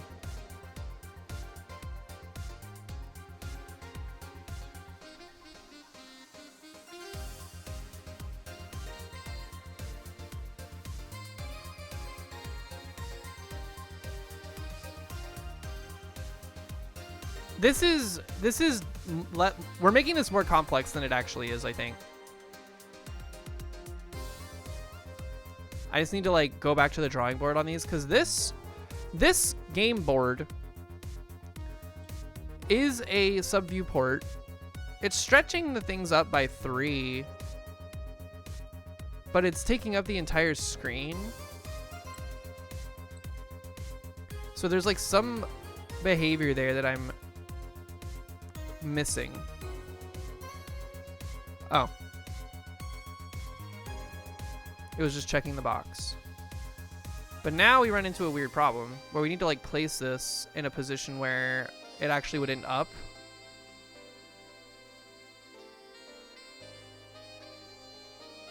So like in main.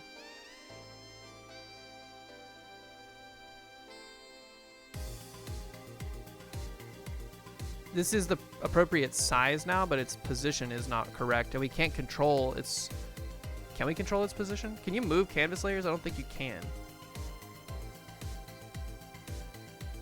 What are this XX, XY, X0? What's going on with that? But maybe it doesn't need to be a canvas layer. Perhaps it just needs to be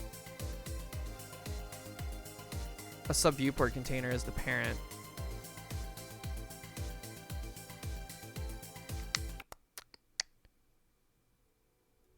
We can move it in here, but that feels extremely wonkus.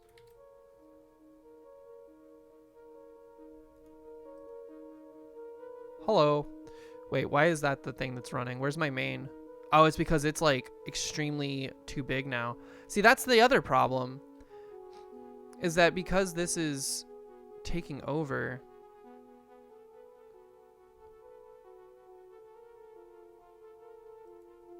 Here, let me just do this. Change type to sub viewport container. Move this under here. This had stretch on 3.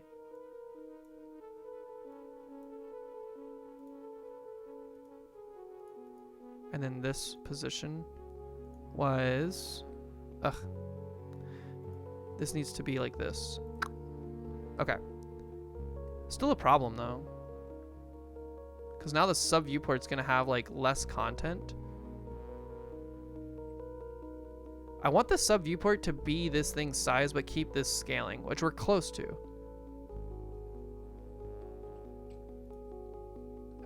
I need it to be the size of this thing. Which we can't do because stretch is enabled. But you can see stretching it does increase the size in this instance. So what we want is the viewport to be smaller. We need it to be like the actual size that the thing is supposed to be rendered at. Like this. So that it's only capturing that, so it's not overlaying stuff. But then if I stretch this, It is bigger now. But now it's doing this whole shit.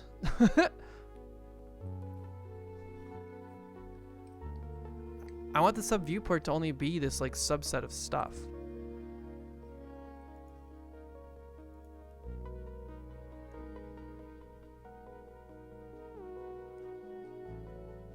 Okay, I'll have to get into the mines and work on this a little bit more. But I think we're close. Like functionally this feels it's getting close to what I want, but it's not behaving the way I would expect.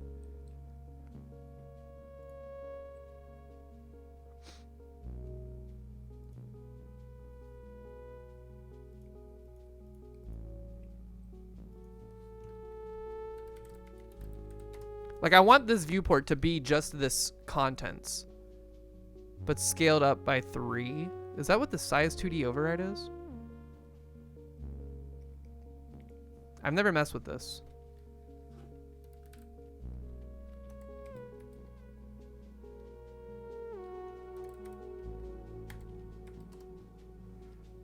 It doesn't appear to have changed anything there.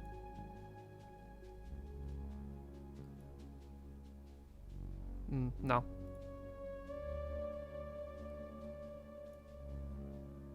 Oh, but we didn't turn override on.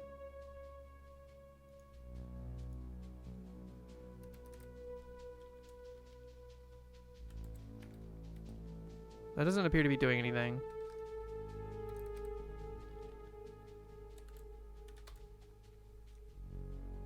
Okay, it is doing something, but it's doing the exact same thing that I don't want it to do. Actually, it's doing it even worse. It's like creating an even smaller override.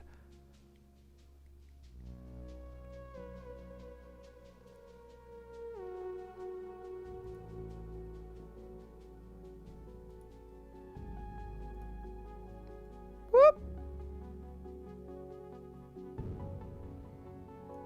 And it's still like the entire the entire thing.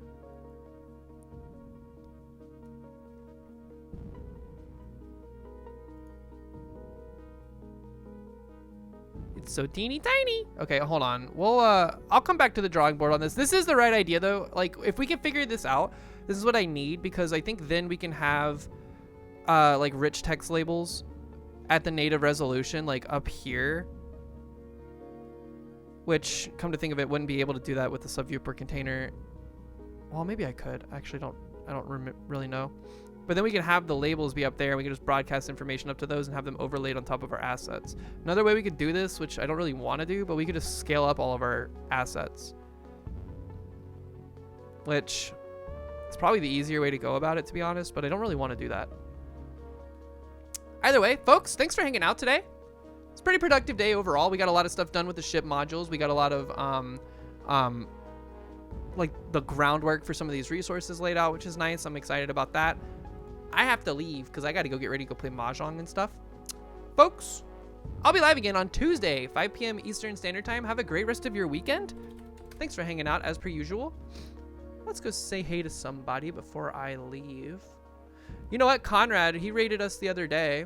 Also a Godot developer, working on a really cool like rhythm-based pixel art game. It's like a survivor-like. I love the art style and aesthetic of this game. Also, he decorates his stream really interestingly. So let's go say hey. Mahjong more important than streaming? Sometimes, yes. Conrad GRYT. Everybody have a great rest of your weekend. I'll see you in the Discord. I expect to have a fix for this problem that we're currently facing by the next stream. So don't you worry your heads about that. Everyone have a good weekend. I'll see you next time. Bye-bye.